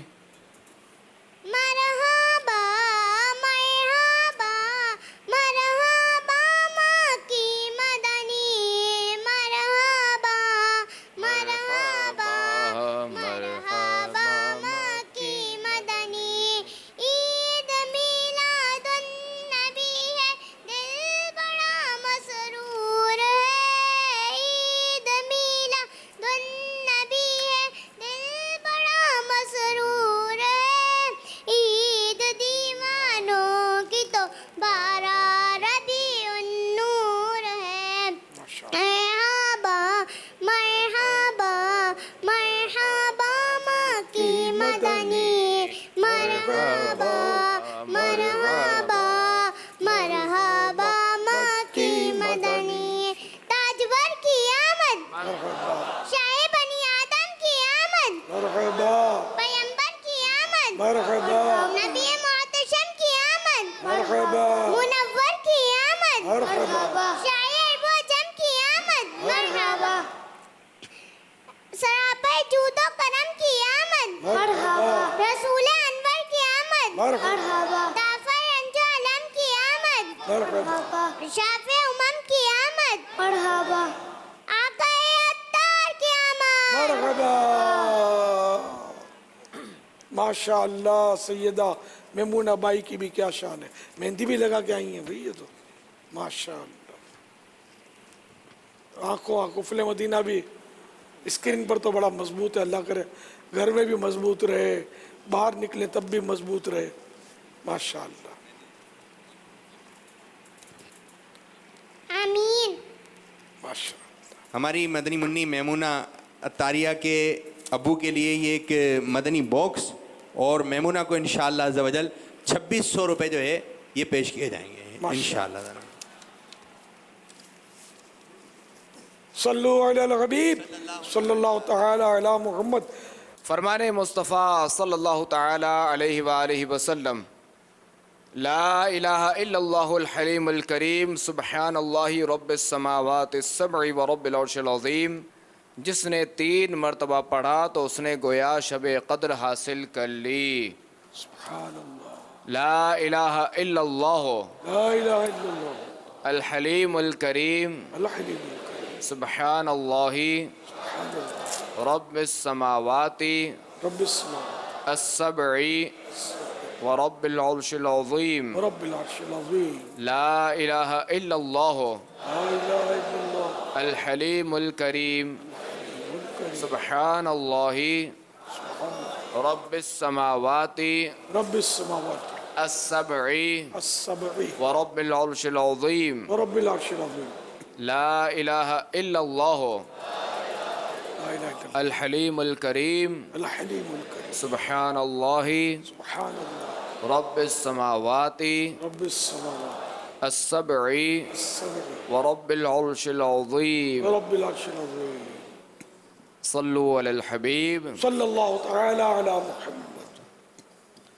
حضرت سیدنا عبداللہ بن عمر بن عاص رضی اللہ تعالیٰ عنہ فرماتے ہیں، جو یہ دعا کسی مجلس سے اٹھتے وقت 3 مرتبہ پڑھے تو اس کی خطائیں مٹا دی جاتی ہیں، اور جو مجلس سے خیر و مجلس سے ذکر میں پڑھے تو اس کے لیے خیر یعنی بھلائی پر مہر لگا دی جائے گی۔ سبحانک اللہم وبحمدک لا الہ الا انت لا الہ الا استغفرک استغفرک واتوب الیک واتوب الیک سبحانک اللہم سبحانک اللہم وبحمدک وبحمدک لا الہ الا انت لا الہ الا انت استغفرک استغفرک واتوب الیک واتوب الیک سبحانک اللہم وبحمدک لا الہ الا انت لا الہ الا انت استغفرک استغفرک واتوب الیک واتوب الیک صلو علی الحبیب صلی اللہ علیہ وسلم. خوف خدا و عشق مصطفیٰ علم و عمل اصلاح معاشرہ فقہ شریعت و طریقت کا ہے مجموعہ مدنی مذاکرہ ہے مجموعہ مدنی مذاکرہ